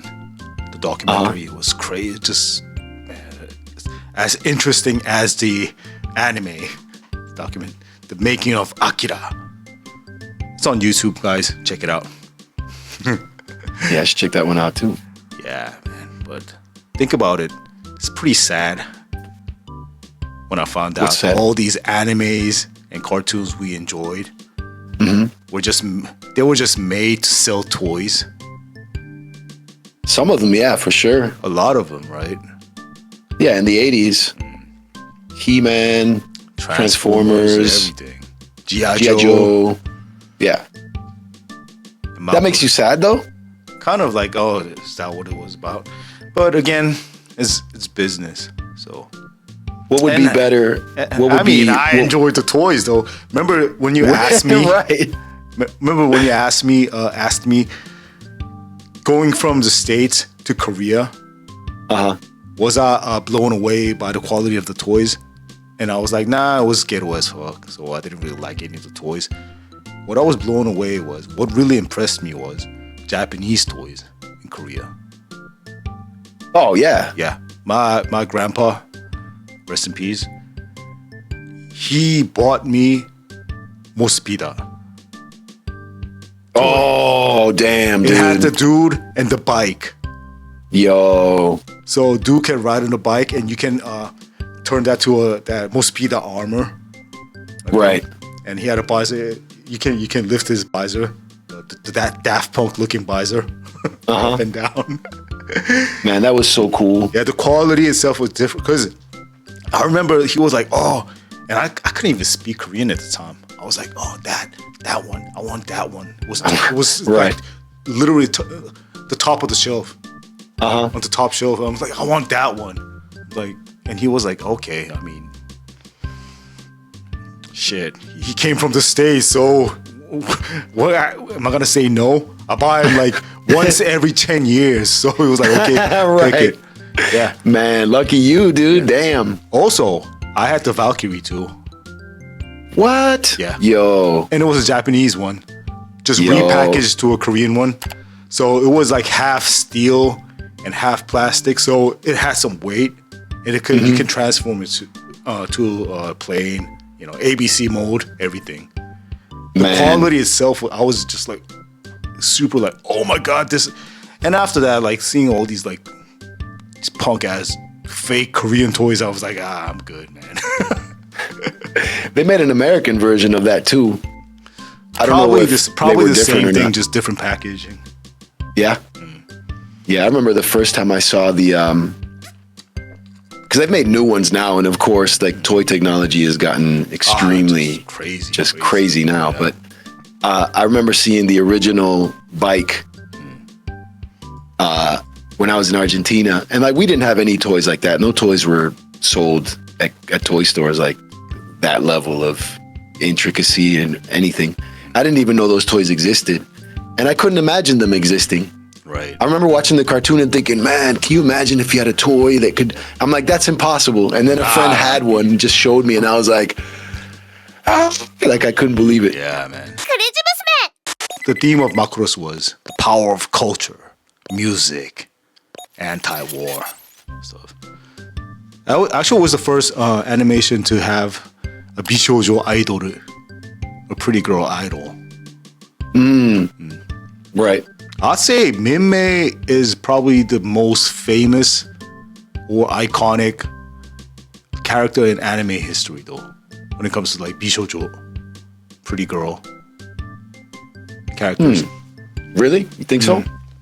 Maybe now it's different, but for the longest time, if you think about, it's like being Chun-Li, right? Now, you know, they have other characters, but, you know, we always have Chun-Li in our mind when we think about, you know, girl fighting characters. It's always Chun-Li. Right. But yeah, the interesting thing was about Macross was, it was not only a space war robot thing, it was a space war plus culture, music, idol, love story. This weird combination, war and idol music and love story. Right, yeah, that was very original, right, for the time. I think it started... That's when it started, though. Especially the power of culture. It's more like stop war with music, which was the main theme in every Macross series after the original Macross. Right, because then they always had some singer, right? So they always focused on the OST and music too. Like the theme song, like the background music and everything. So, because at the time, you know, cartoon music was like, like this is for kids. Just do whatever music. Just do the theme song. Like the original Macross opening, like the Macross, that one. Yeah. Every anime music was kind of like that. Just do one of that for the opening, and the rest nobody really cares. Right. But in Macross, there are other songs like you mentioned. Watashi no Kare wa Pilot, super Japanese 80s style J-pop. Right. And Shao Pyron, again, that music in that video game. And of course, Ai Oboete Imasu ka? That one. Right. That was written by Haneda Kentaro-san. Actually, he wrote most of the songs for Macross. Interesting thing is, the singer, Iijima Mari-san. You know, wasn't Minmay based on her? In a way? Minmay was based on a singer. No, Japanese idol. Two of them. They say it kind of like mixed, but say Nakamori Akina and Matsuda Seiko, like hanbun, half and half. There's also a song that inspired the character. It's like it was a World War II song that was popular, and that was also some. I don't remember the song right now, but somebody had mentioned that was part of the inspiration for Lin Minmay. But what's the distinction between a singer and an idol? Idol is just an idol. You just have to be pretty. You don't have to sing. But they sing, dude. They don't have to sing that good. I see. Okay, so that's the distinction and people you're making. Don't care, man. Talent is the distinction you've made there. Yeah, I mean, isn't that what it is? Right. Like idol. Look at AKB 40. Was it 48 or 47? 48. 48. You think their fans care about like who can, like this girl can sing better than that girl? No, it's all about like this girl is motto kawaii than that girl. They fight and stuff. Most idols kind of like that though. I mean, if they can sing, even better. But I think the appearance is first. To be cute, I never really understood the idol thing. It's not something they can like them, but I don't know. Me either. I was like, okay. I don't know. I don't dislike him. When it comes to idol. I don't know anything about him, really. Like I have no idea. Like I couldn't name you any idol. I know Cringe Musume. I know Morning Musume. Cringe Musume comes from Morning Musume, but I know Morning Musume. I know they're idols. They're not singers per se, right? They're an idol group. Of singers, right? But Like then, who do you know in Morning Musume? Just know their group names. Same thing. No, and also I only know the first group. I know by I can see their face. Their faces, I recognize them, but there's been other Morning Musumes like for years. I don't even know if it's still going on right now. Graduates, Sotsugyo, then yeah. Some like go to their solo thing. Some go to AV, go to porn and stuff. I think that's AKB. No, man, that would be sad. I mean, that would be a payday like, for those girls, but a few went into porn actually. Man, but I don't know. That must have been like heartbreaking for some fans and other fans. Like let's say if it's Ai-chan dame, like dudes like they break down and cry. Yeah, some of these fans, they fall in love with these people they're never gonna meet. Well, they can meet them at the Akushukai. Even that, if they become too famous, I don't think they do that anymore because you don't know who's gonna come with a knife. Right, you might get some maniac. Yeah, it's true. Yeah, but that's the thing. Iijima Mari-san, she's a musician. Funny thing is, these things, like musicians, they can sing, but they cannot act. Because you need a voice actor for that, right? But she did both at the time. And she was pretty okay too. So they were like, okay, you can do both. You can sing and you can act. So she did both. And they say it was her first time doing it too. Theme Minmay. So Theme Minmay is her, literally. Right. Yeah, man. That's cool. I looked up like the English voice actors for different characters for Theme Minmay because this was confusing me. So Theme Minmay is of Chinese descendants. Yeah. And her family works at a Chinese restaurant aboard the Macross, right? Yeah. And she enters a contest, like a beauty contest. She wins it, and then she starts singing, and then she becomes this huge sensation. Idol, yeah. An idol, right. And I was watching the English. Now, I watched this in Spanish originally. None of the characters, they all spoke Spanish. None of them had accents. They just spoke Spanish. Then watching the dub, as I'm working, I'm listening to it, and then I'm like, what's up with Minmay? Like, she just... And then, you know, I knew she wasn't Japanese, so I was like, okay, does she speak with a Chinese accent in the Japanese original? And I'm listening to it, and she just sounded normal. Right. So I asked you, I'm like, did she have a Chinese accent in the original thing? You're like, no. And I'm like, well, she's got some kind of weird faux Asian accent in the English dub, and it's maddening. I mean, well, to me personally. What's that? You think they did it on purpose? Well, the voice actress is white, an American woman. That's not the way she speaks. Oh, why would she speak like that? So she was like, I want to be ninja type stuff.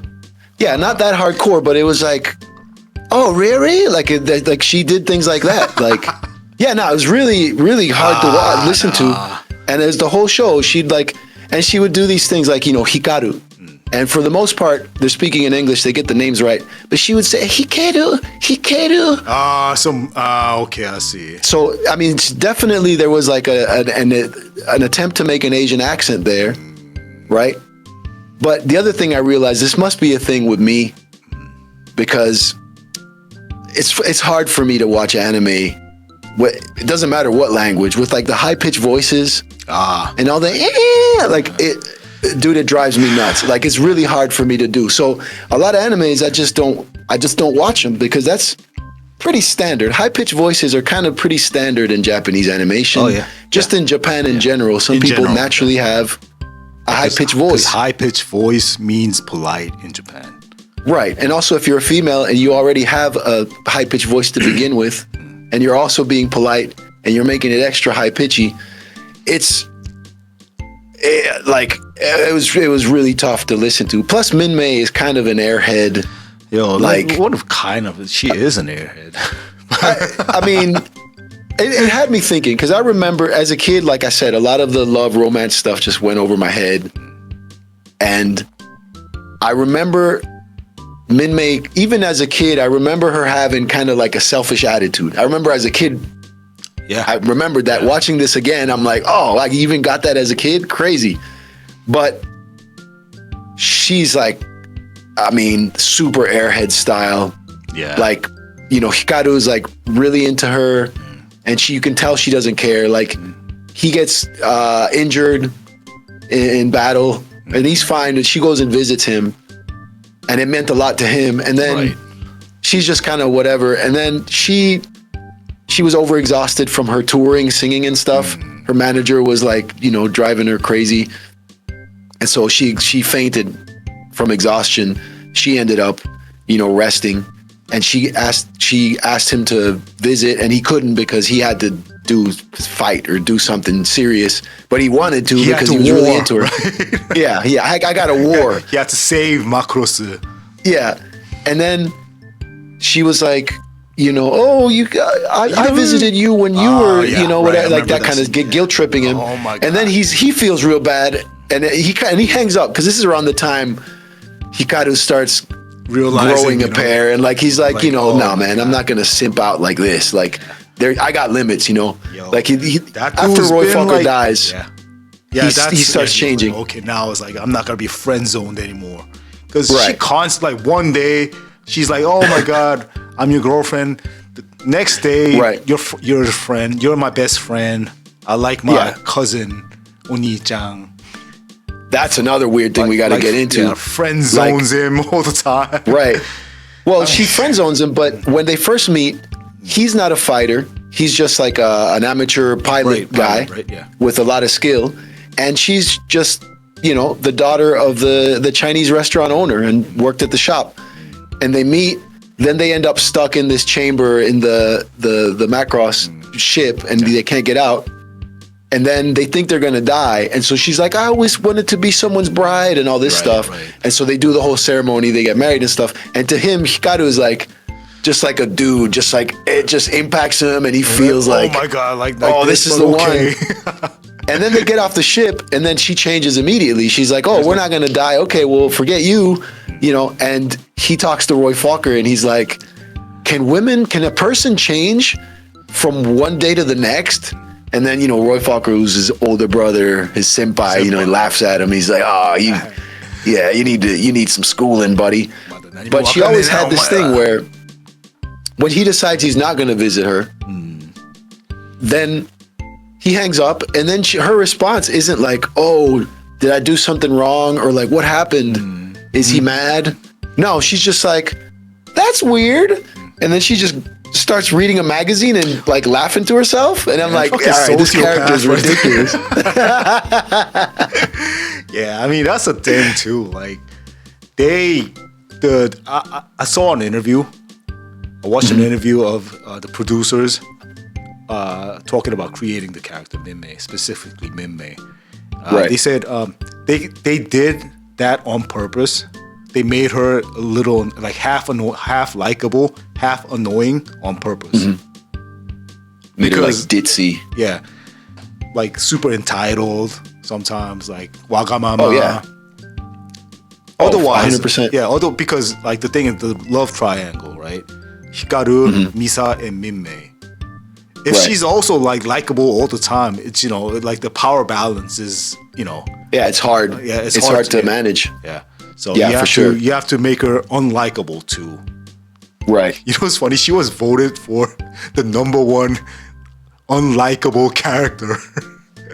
Oh, in the series?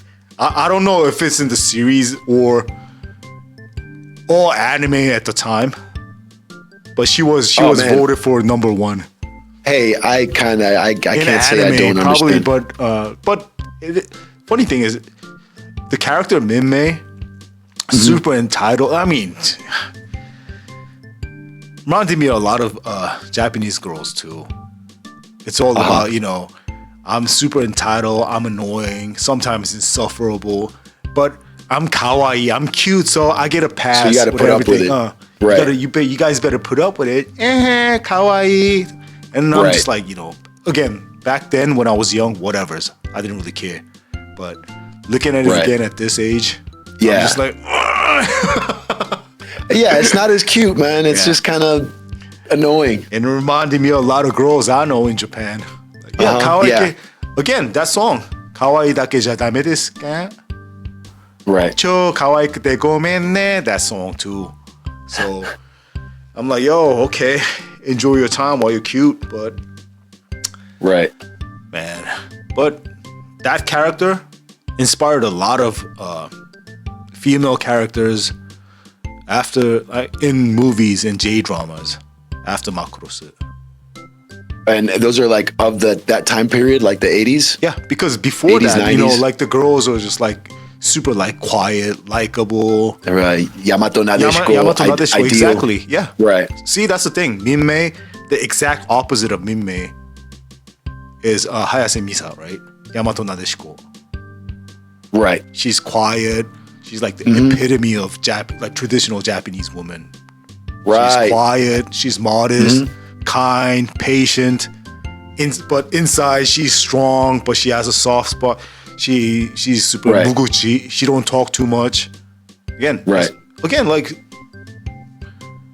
that. I think that dynamic,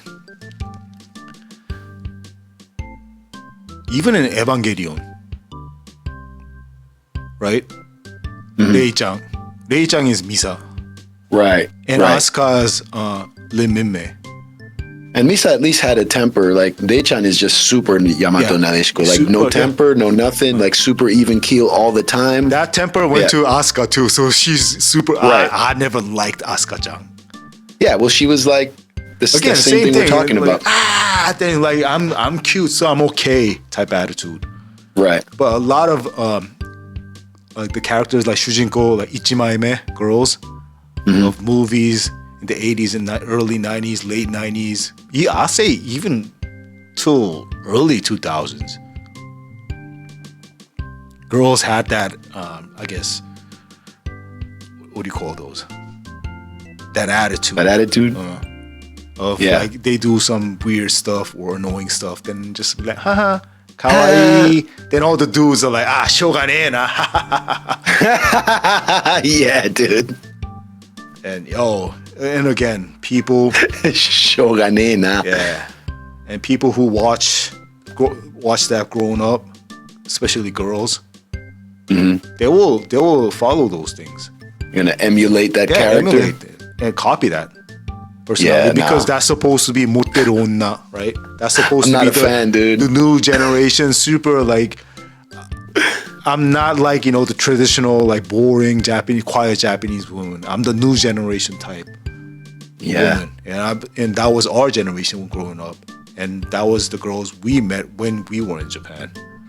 Right. So, well, girls, man, especially it's even worse when it's mixed with hip hop and the nightlife and club, man. Man, the Japanese hip hop scene is crazy, dude. Yeah, man. It's like it defies reason, dude. But yeah, man. Anyways, it's the main theme of the song of the anime was music, start war with music, and it's the sankaku kanke, love triangle, right, of these characters, but more like Minmay focused. By the way, you know what sankaku kanke in Korean is? What is it? Samgakwange. Oh, word. Sounds pretty similar, right? Yeah. Sankaku. And Hikaru's little Japanese lesson. Hikaru's situation. Okay, he has Minmay and he has Misa, right?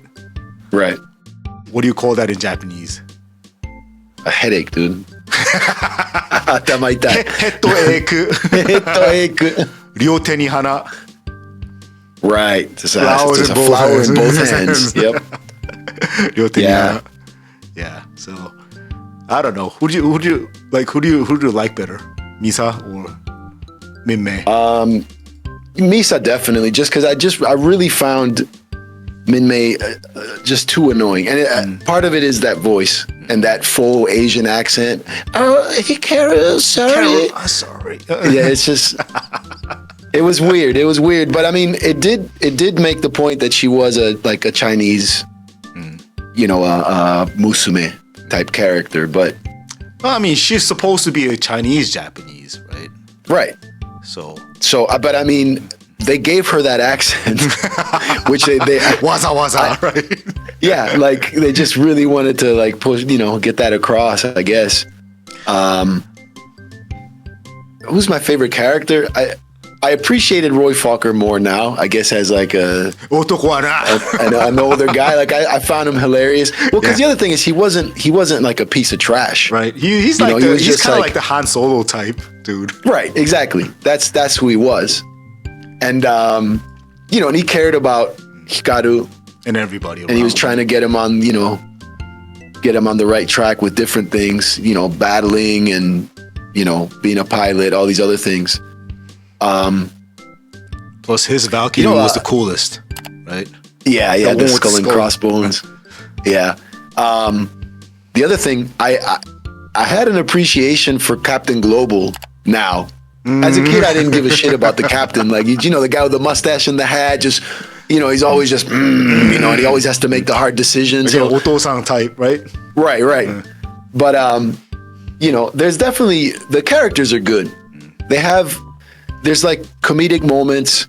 There's heartfelt, like you can tell, they're well thought out. There's characters that will come out with something that you weren't expecting from them. Like they'll say a line where now you realize they've been paying attention the whole time. Like the captain, even though Misa doesn't talk about her feelings to anyone and she's all bottled up and she's super kamoku, like, right. Yamato Nadeshiko style.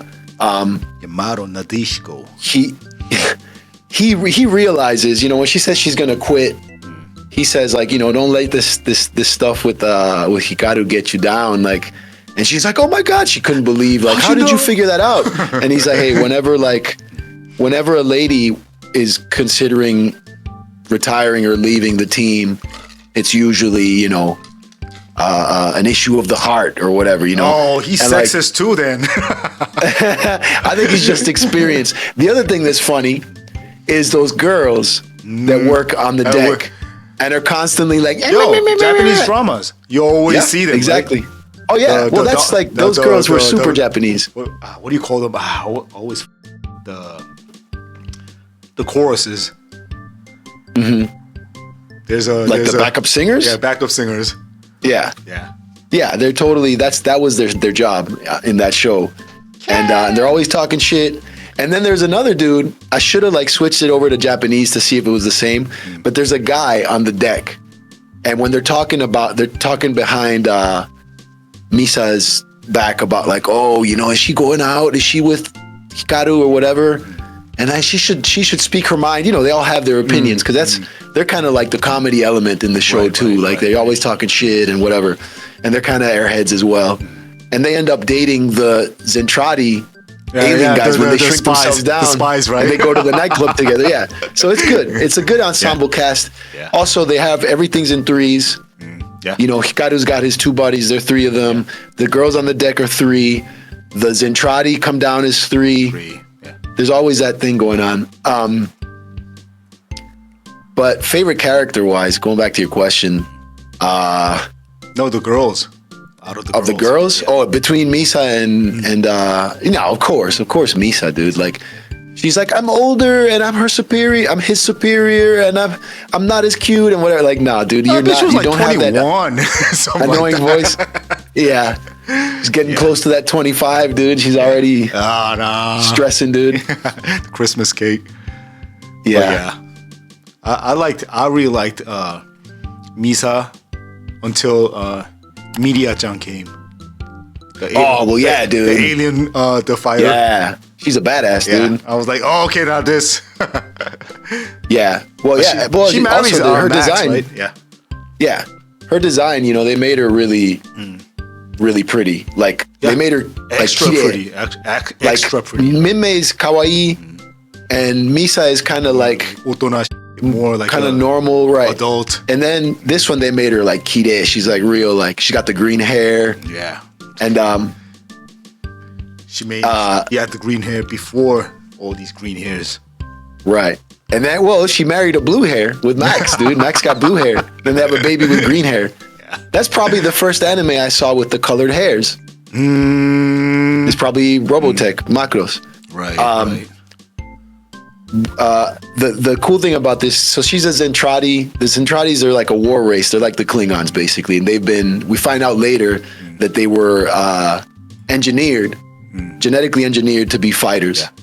And that they come from they have the same blood as humans. There was a different name for female Gentradis. Matradi or Mentradi or something like that. Matradi. But maybe I don't remember, but yeah. So, she tries to take out Max in battle, and Max is hilarious. That's a very Japanese name, Max Genius. Genius. Yeah. Max Genius. He's the maximum genius. He's the genius, best. Yeah. So he wears glasses and he's handsome. All the girls like him. And he's like very polite guy. He's like he's super slick. Likable. He's not trying to hit on anyone, but like the girls are into him. Always, and then he's like a badass pilot. And he's like the most skilled pilot in Rick's or Hikaru's like squadron. And then this guy, what's her name? Media is like the badass female like squadron member of the Zentradi, and she's the ace.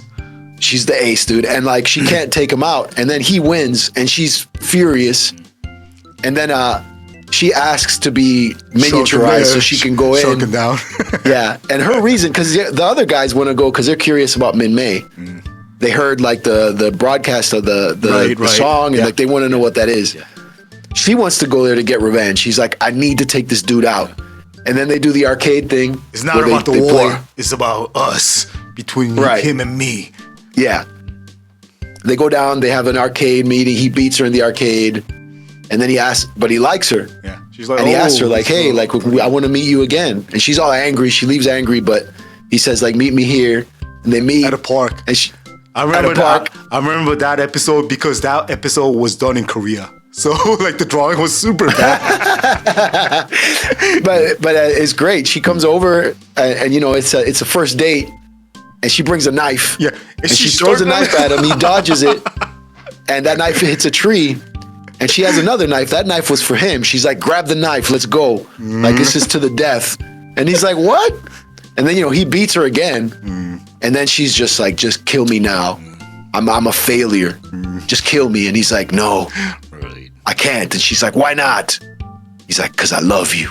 It's real. And then they kiss and they do the whole protoculture thing, right? Yeah. So again, we were talking earlier about telenovelas in Argentina. The same thing, dude. She's trying to kill him. Next thing you know, they're kissing. Like those things as a kid, I was like, what? What? These people are crazy.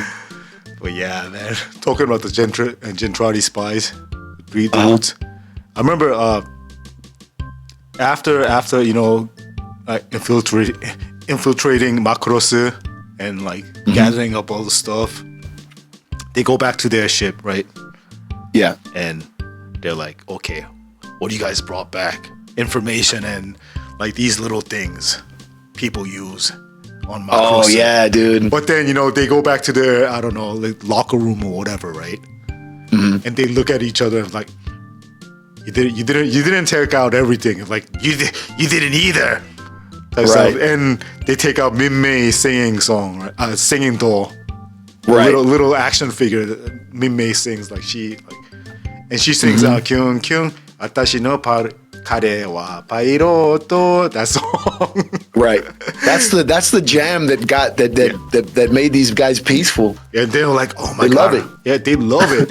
So later on, when they come back to Macross on their little, those their robots, two-legged robots. They're like, they had a chance to take out Minmay and everybody else at that studio because there was a concert going on. Right. And they look at it and they look at Minmay singing. Right. And they couldn't kill anybody. So they're just like, man, oh my god, just to run away. And their superior, like the asshole dude, like, what happened? What the fuck happened? Why you came back here?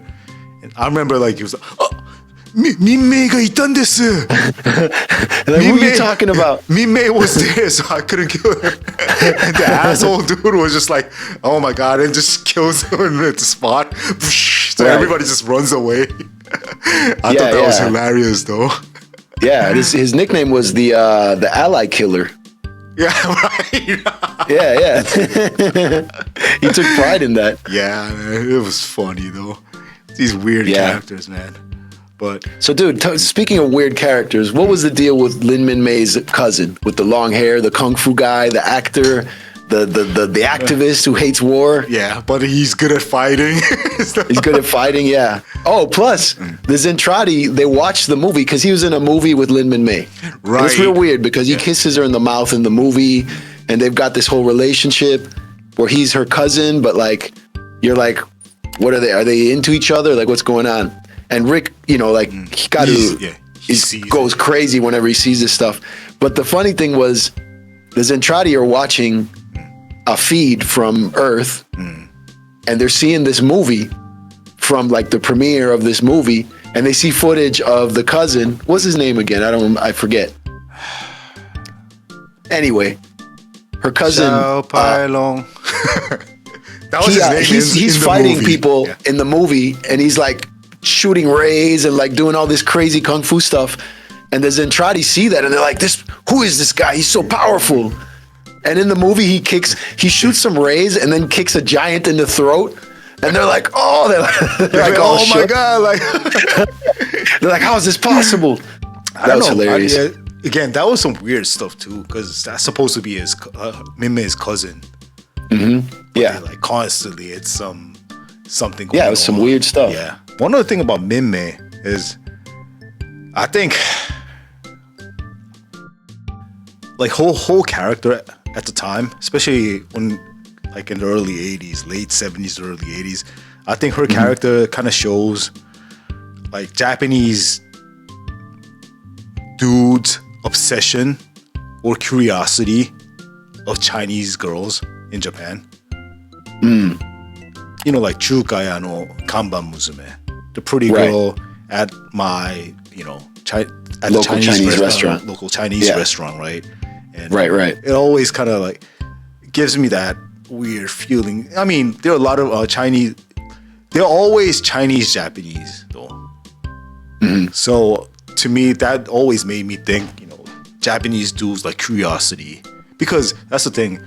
Even though they're born and raised in Japan, like Chinese community is super strong.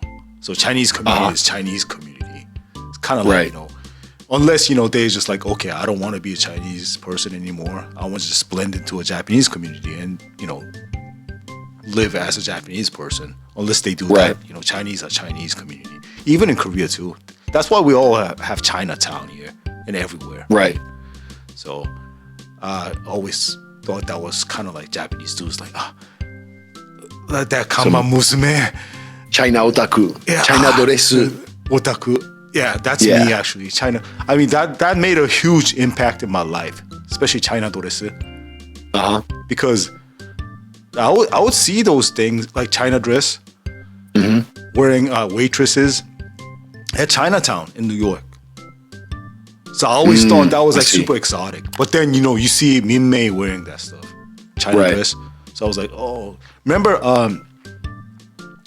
I made a pixel art of Cringe Musume in China dress, right? Yeah. It came from that. It came from Minmay, actually. Oh, I see. That's why I always have this thing like, if I like a girl character, whatever, I was like, okay, if she wears a China dress, I like her even more. Even more. Yeah. So Chundi with the China dress? A little different though. A little different. But yeah, I mean, I think it's beautiful. Kimono is beautiful. Like Korean, traditional dresses are beautiful though. But to me, like Chinese dresses is always super exotic and super pretty. Right. I'm pretty sure all the Japanese dudes are like that too when they think about Chinese girls or Japanese girls. So I think the curiosity, or it's kind of like Takane no Hana, the flower they can never reach. So that became like Chun-Li, or who was that? Xiaoyu in Tekken. Chinese girl with the who speaks perfect Japanese because she went to Japanese school, grew up in Japan. It's the backstory, dude. Yeah, I think that's a continuation of Minmay. Right. Don't you think so? Because they're always even Gintama, Kagura-chan. Well, she's a little different, but she's a Chinese Chugoku shoujo, right? Mm-hmm. Oh, do you think this is because culturally in Japan that's something that like is attractive to an audience, the Chinese influence or the style or whatever, or is it something because Minmay was such an iconic character for this anime genre? They're like, this is a sure thing. We need to have some kind of like. Both. One thing led to the creation of Minmay and the success of Minmay as a character. Just now you have to have this one Chinese girl in a movie or game, anime, manga, whatever. Right. I think that's what happened. I see. Because you don't. Who's the other Chinese girl before Minmay?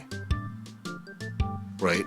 Yeah, I don't know. I mean, it was always like Sayaka-chan or some other guy. Sayaka-chan from Majinga. Messenger. Well, she's not Chinese though, right? See, no. Okay, you don't see it. That's the thing. You don't see any Chinese girl before that. Right. It was always Japanese, or if it's non-Japanese, it's a blonde dude with big nose and a big chin, cleft chin, like, and blue eyes. Blue eyes, fat, all that stuff. It's a black dude, really big. Right. So yeah, I think that one really. So Minmay as a character and the success of Macross and everything, man, culturally, it really had that impact on, especially like girl characters, influenced a lot of girl characters after that. Like Roy Falker and Max, Hikaru, kind of, to be honest, kind of boring. I mean, Hikaru is boring? No, Hikaru. Hikaru is super boring. He's super bland. He's just like, whatever. But Roy Falker, like Max and like Roy is more interesting than him, right? Right. But you know what I think it is? I think main characters in Japan kind of have to be bland. Yeah. Or what we consider bland, so people can relate to them very easily. And I think that's the thing with Hikaru. Like, he's all like, wakannai, a lot of things I don't understand. Eventually, Seicho shite, they grow up. Him. Okay. Right. So I think, because I noticed that in manga too, I would look at like characters and I would think, well, why is this character so popular? Like, they're very they're not super idiosyncratic. They don't have like a thing. Like Roy Falker's thing was, he was a ladies' man and he was like real rash. And like he seemed like he just did things crazily. Then we have that scene where he talks to his girlfriend the first time they meet. He's drunk and he's trying to get her to like pay attention to him. And eventually he calls her one night drunk from a phone booth. She comes down and then he tells her, listen, I know I have a reputation of like messing around with girls or whatever. He's like, hey, I'm like, whatever. I'm a knucklehead, but he's like, I'm really into you. And now that I'm drunk, I can tell you that. And like, as a pilot, I'm supposed to be like this and like that, and I'm Otaku and whatever. But he's like, I feel comfortable talking to you this way, and I don't with other ladies. You know. Now, is he super kuchi umai and just saying some shit to get that too. to get in there? Could be, dude. Okay. But you know, he's an interesting character. But I would say most of the Japanese audience might not be like him because they're not ladies' men and they don't know how to kuchi umai kind of stuff. So that makes sense. That it's hard for that character to be the main character. If you want everybody to identify with that character, I think the idea is that everybody identifies with Hikaru as the main guy. So you make him kind of like, oh, I'm just a guy. I don't know anything. And she's so cute. I think I want to marry her. Like, he's very simple. Pretty much a dry sponge. Then, all these other things. Exactly. And then, depends on who wets him. He's right. going to absorb that. He becomes, exactly. And I think that's kind of a formula to get people. That makes sense. Think about it now, like all these other characters. Yeah. I mean, that's why, like, after Roy dies, he rides his Valkyrie, right? He becomes a little bit more of a badass. Yeah. Right? Yeah. When'd you get that, dude? This I got it in Japan. How long have you had that? I don't know. 20 years? I don't know. 15 years? I got it when I was in Japan. Right. Dude, you might have more figures than I do, and it's not like you have a ton, but you might have more than I do, which is crazy because you're not a figure otaku. I don't collect. I mean, I have some Star Wars figures or some other figures, but I don't. It's not like I'm like Jeff or Roy. Yeah, I know. Or Jimmy. Yeah, I mean that's people who like actually have like a collection. The whole toy shop in their room. So. Right. I think the toys I have they're gifts from friends, and I keep them there. I got my little shelf with them, but like I don't have a lot unopened. Yeah, most of them. Gotta resell those when the time comes, man. No, well, I like them. I like them in the case. I don't know. I guess it's kind of a nostalgia thing. Well, you want to hear something? Make it sound really sad. It's kind of a nostalgia thing where I would just go to a toy store and look at packaged toys for a long time, and then go home. Well, I do, and never open it. Yo, that's me. That's me. Every time I go to Akihabara or any of those like otaku or animation figure shops, I always go there when I go to Japan, not to buy any figures or like anime. Yeah, just to see all the new stuff. See, because that shit inspires me. Because the craftsmanship, the people who build that thing, those little, what do you call those? Gampura or action figures. They paint them. Hundreds of hours went into those things. Yeah, because I really appreciate the craftsmanship. Mm-hmm. It's fun. And even this Valkyrie, I bought it while looking at those things. And probably it was a loose figure or something like that. This was like 200 yen or 100 yen or something like that. Right. And I was like, oh, it's Roy's Valkyrie. If it was Hikaru's, I would have bought this thing. I was like, fuck right. This. But it was like, oh, I saw the skull. I was like, oh my god, I need to get it. And that's a classic. It had that little tab that says 200 yen. Right. Okay. You're like, okay, I could do this. Yeah, finally. I'm not breaking the bank here. Yeah, finally, I can afford it. Yo, going back to Minmay. The last scene, we have to talk about the last scene. Man, we're really ripping on Minmay, man. We're like Minmay haters right now. Bitch deserves it, man. But anyways, this Minmay. I did feel like she deserved the ending of this. Oh, for sure. But then, I always thought that was super weird. Even as a kid, the last battle. When they, each other, like Zentradi and Macross, they go at each other. And they had Minmay sing, right? They call it Minmay attack. Minmay attack. Yeah. Even Kawamori Shoji-san sensei, he told it's a weird concept. Even he thought it was a weird concept. It's in the middle of a battlefield. It's the last showdown. Right. And you have this little girl sing. Right, they have her singing, and they're like they're sending the feed into the Zentradi ships. Yeah. It makes sense though, dude, because it affected them so much that it threw them off their game, right? But as a kid, I thought it was like that. It was so corny as a kid. It seems corny. What is this thing?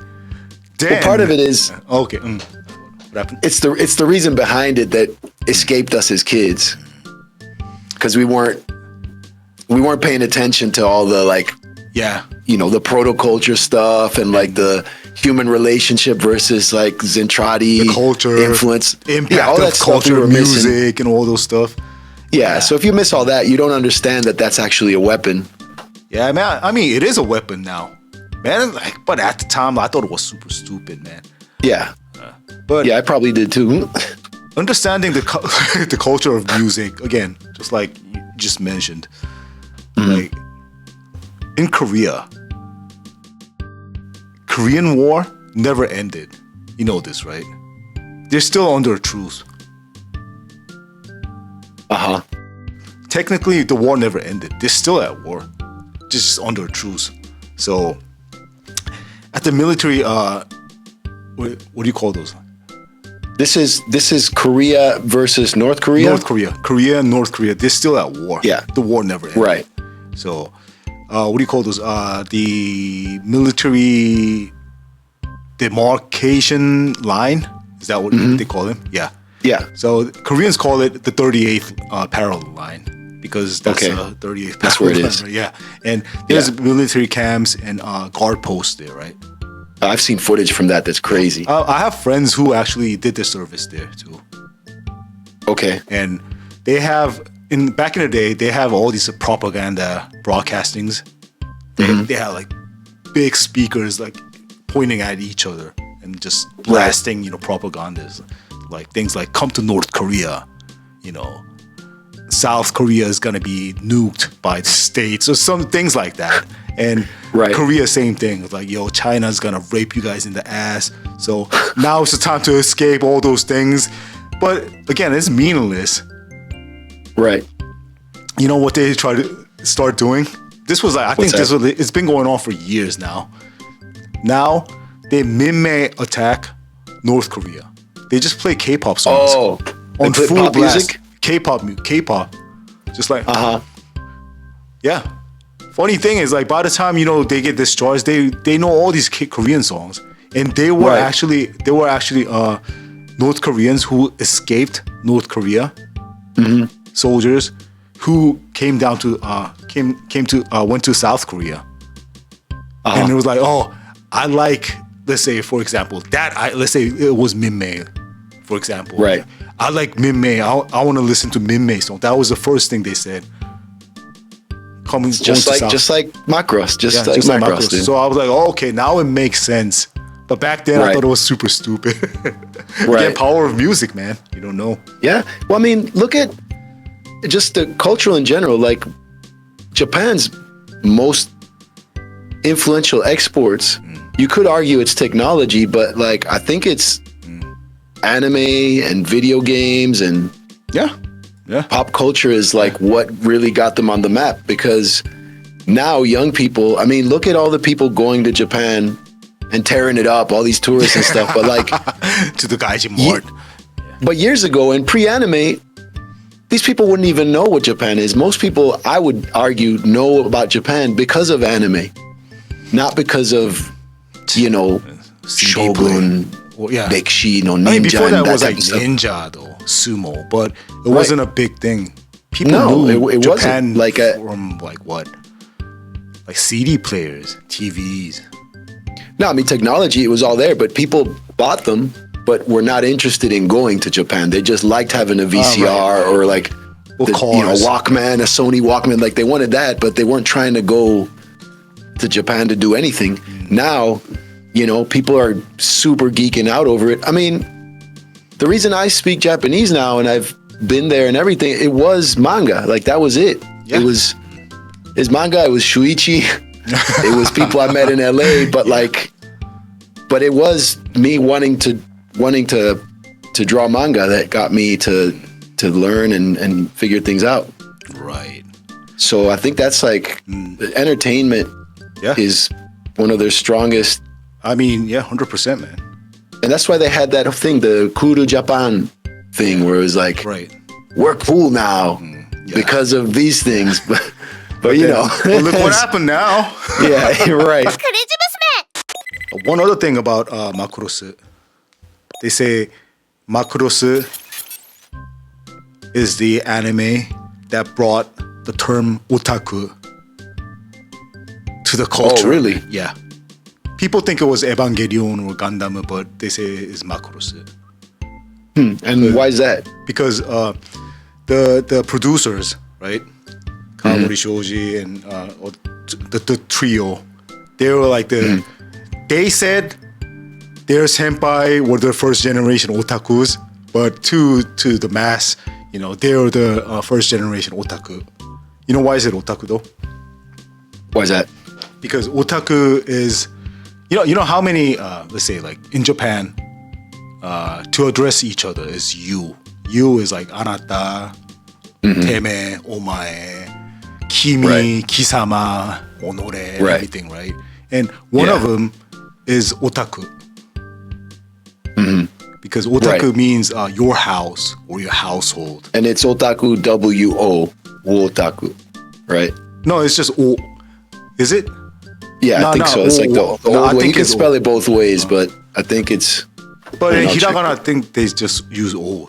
I don't know if it used to be wo. Well, because the nerd one is otaku in katakana, and... No, it's originally kanji, though. Now it became a katakana. Otaku. Right. Like one word, but it's supposed to be otaku, house, taku, right? Jutakugai no taku.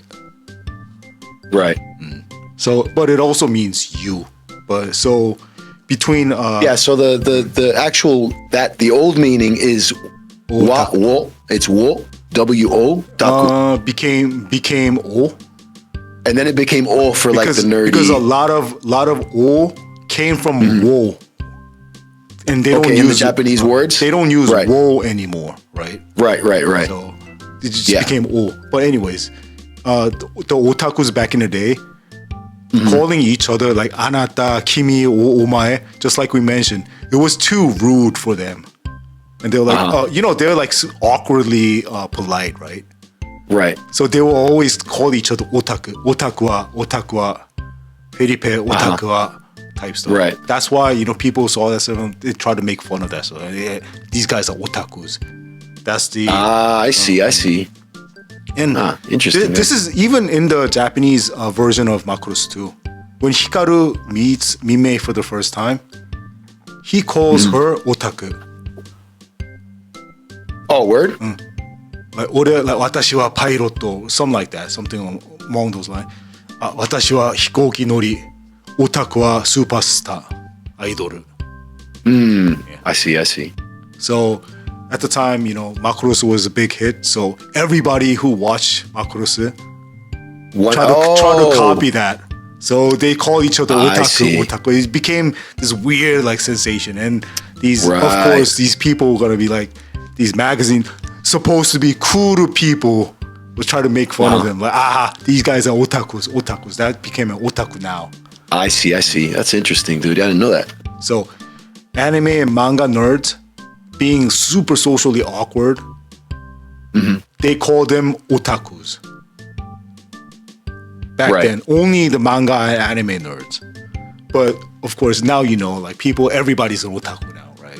Yeah, it's just used. It's just used to death. So everybody. If you're like super knowledgeable on something, they'll call you an otaku of whatever you're knowledgeable on. Or if you're passionate about something, they just call you like I'm a I don't know, guitar otaku.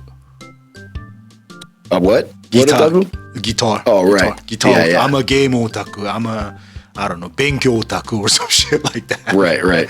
But that's why... Rappu otaku. I mean, there are people like that, though. Yeah. Who's like super... I mean, the funny thing is, otaku doesn't necessarily mean you're good at it. No, let's say, of course for not. example, like, if you're a kendo otaku, those it just people are means like, they really like kendo, they like the bogu, they like the gears, and it's like being a military otaku.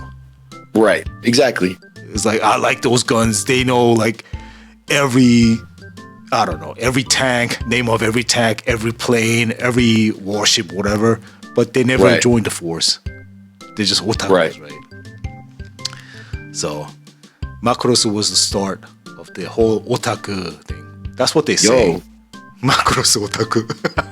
The Macross otaku, the number one, the original, the OG otaku. OG, super OG. Man, but if you're a foreigner visiting Japan, don't call people otaku. it's a big, okay, let's fight type stuff. If a foreigner says that, foreigner who doesn't know anything about Japan calls people otaku, this, that. Right. Nah. Remember the Man, first? I remember people. Go. What were you gonna say? No. Go. I remember people just assuming I was otaku You? just because I drew manga, and because I spoke Japanese. They're like, well, you must be some kind of weirdo to even know all these things. But they figured out I was, because I wouldn't know like a bunch of stuff that an otaku would know, like Gundam and things like that. I just wouldn't know, and they're like, wait a minute, Something's this off. guy's not a yeah.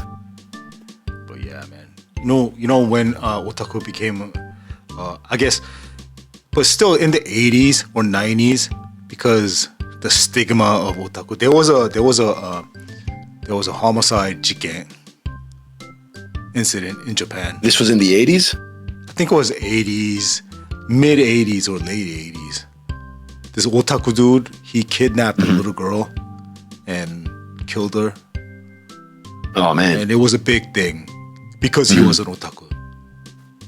Right. So what was he, like a Gampura otaku, like kind of like an Akihabara type of guy? Or? Akihabara type otaku. So probably he was into games and mangas and animes and stuff. That's why, they called him, it was an otaku jiken, satsujin jiken. Right. Otaku murder incident. So for the longest time, like the word otaku had this stigma in Japan.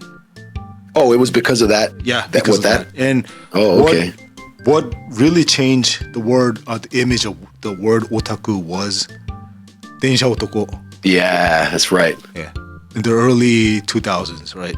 When I was in Japan, man, like I remember, I forgot, was it Tuesday night or Wednesday night? From 9 or 10, I forgot, but around that time, it was a nighttime drama, right? And I had to go to perform to Kabukicho. And it was the day Densha Otoko was, the next episode of Densha Otoko was going to be on TV. And I did not want to go perform, man. Oh, so you were watching this, huh? Yeah, I was watching. This was before, we had internet, but, no streaming. Right. You have to watch it real time.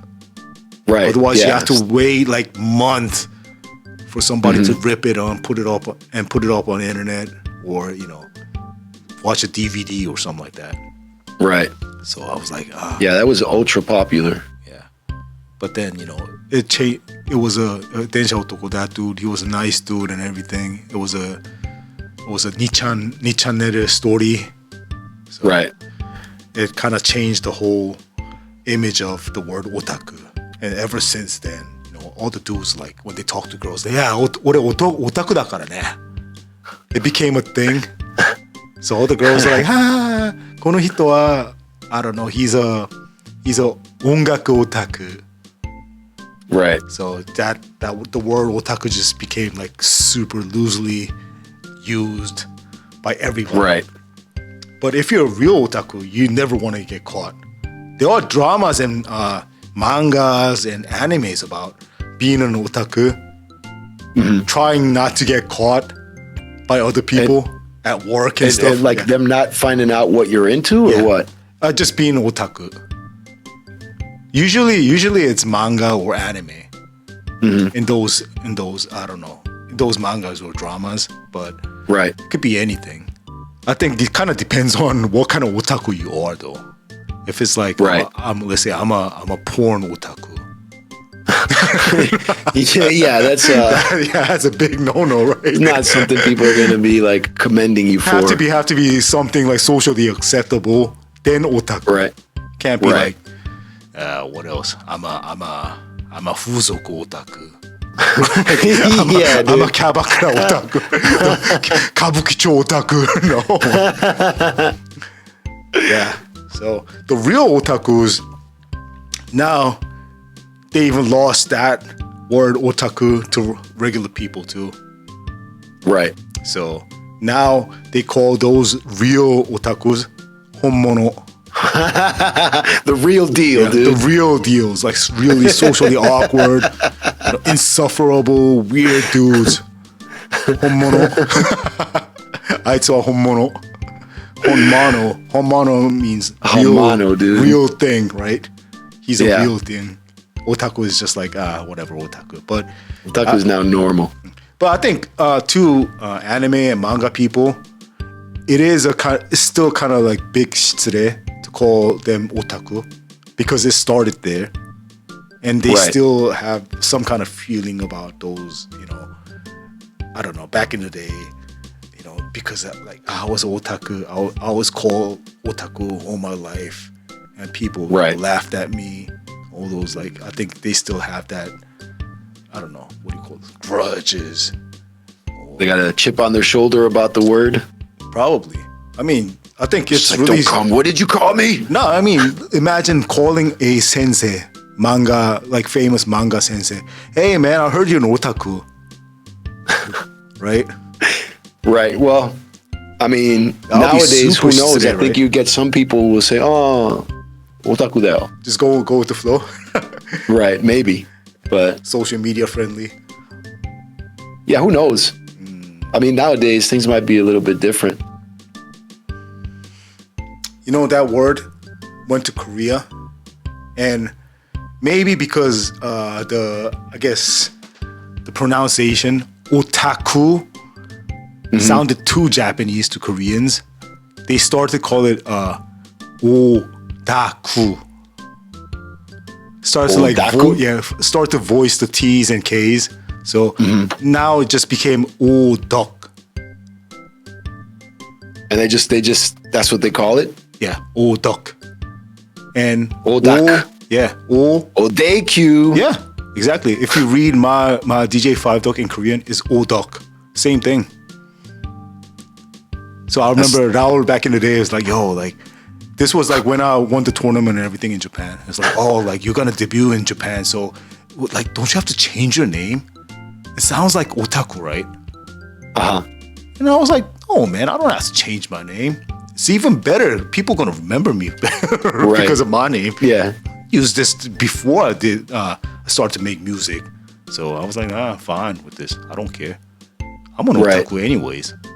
What kind of otaku? I'll never tell you guys, but I think I have my otaku side too. So I'm not ashamed of that. I don't have to change my name. And I was what kind of otaku would you say you are?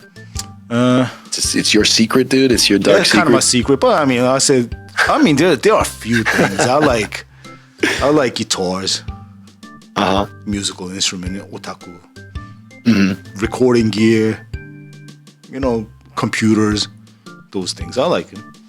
Right. Am I a super knowledgeable like honmono? Nah. But I guess I'm a little more passionate than regular people about these things. Right. So that way, otaku, yes. But other than that, what else? What about you? Do you have any otaku side of you? I'm thinking right now, like, what am I on otaku? I mean, I like drawing. I like manga and anime. But I think, I don't know, because I think part of being an otaku is like you've got like an above normal like interest in something. Like you're kind of like what's the word I'm looking for? Like you're just really, really into something. Like you're kind of like a fanatic of something, right, of sorts. And I've been thinking about that lately. I'm like, okay, what am I a fanatic of? Like, and I'm not sure. Because I even wonder, am I a manga otaku? Not really, because I'm not. I go long periods of time without reading manga, like years sometimes, depending on what I'm doing. And then I'll have a season where like I go in hard and I like read like tons of things because I'm putting together ideas. But again, I mean, manga is what got me to learn Japanese and all these things. Like I was really into it, and I learned a lot through it. And again, it's writing and drawing, like everything I had an interest in, which was like learning the language. Right. Languages is something I'm interested in to begin with. And then art, it was all combined in one. So it was kind of like easy to just go hard, Then say art otaku. Right. Not I even do like that. Man. It's not like you go like look at art all the time and stuff. Yeah. Man, even like that ongaku otaku. Man, I hate that stuff. But people will say like, ongaku otaku. I'm not. What would make you an ongaku otaku? Would you say? I'll say these guys are more. They know more music than regular DJs. So they know more songs, like they know more songs, and I think at that point it's more like I know more songs than you. I don't know if they even flex. Yeah, I don't know if they even like those songs. They just know them. It's like I need to know more than people. Right. See, that seems like an otaku thing to me. Honmono, sure. Honmono. Right. And when you get to talk to them, it's like, oh, do you know this music by somebody? I'm like, oh no, man. And you can see their faces. It's like, they just lose respect. Mita. この足が本物. So yeah, man. Super tired talking about all these Macross Robotech thing for the last 3 hours, man. Yeah, we went in deep. Oh my god, I think we could talk about another 3 hours, but I don't know. Let's leave this to our wonderful subscribers. Yeah.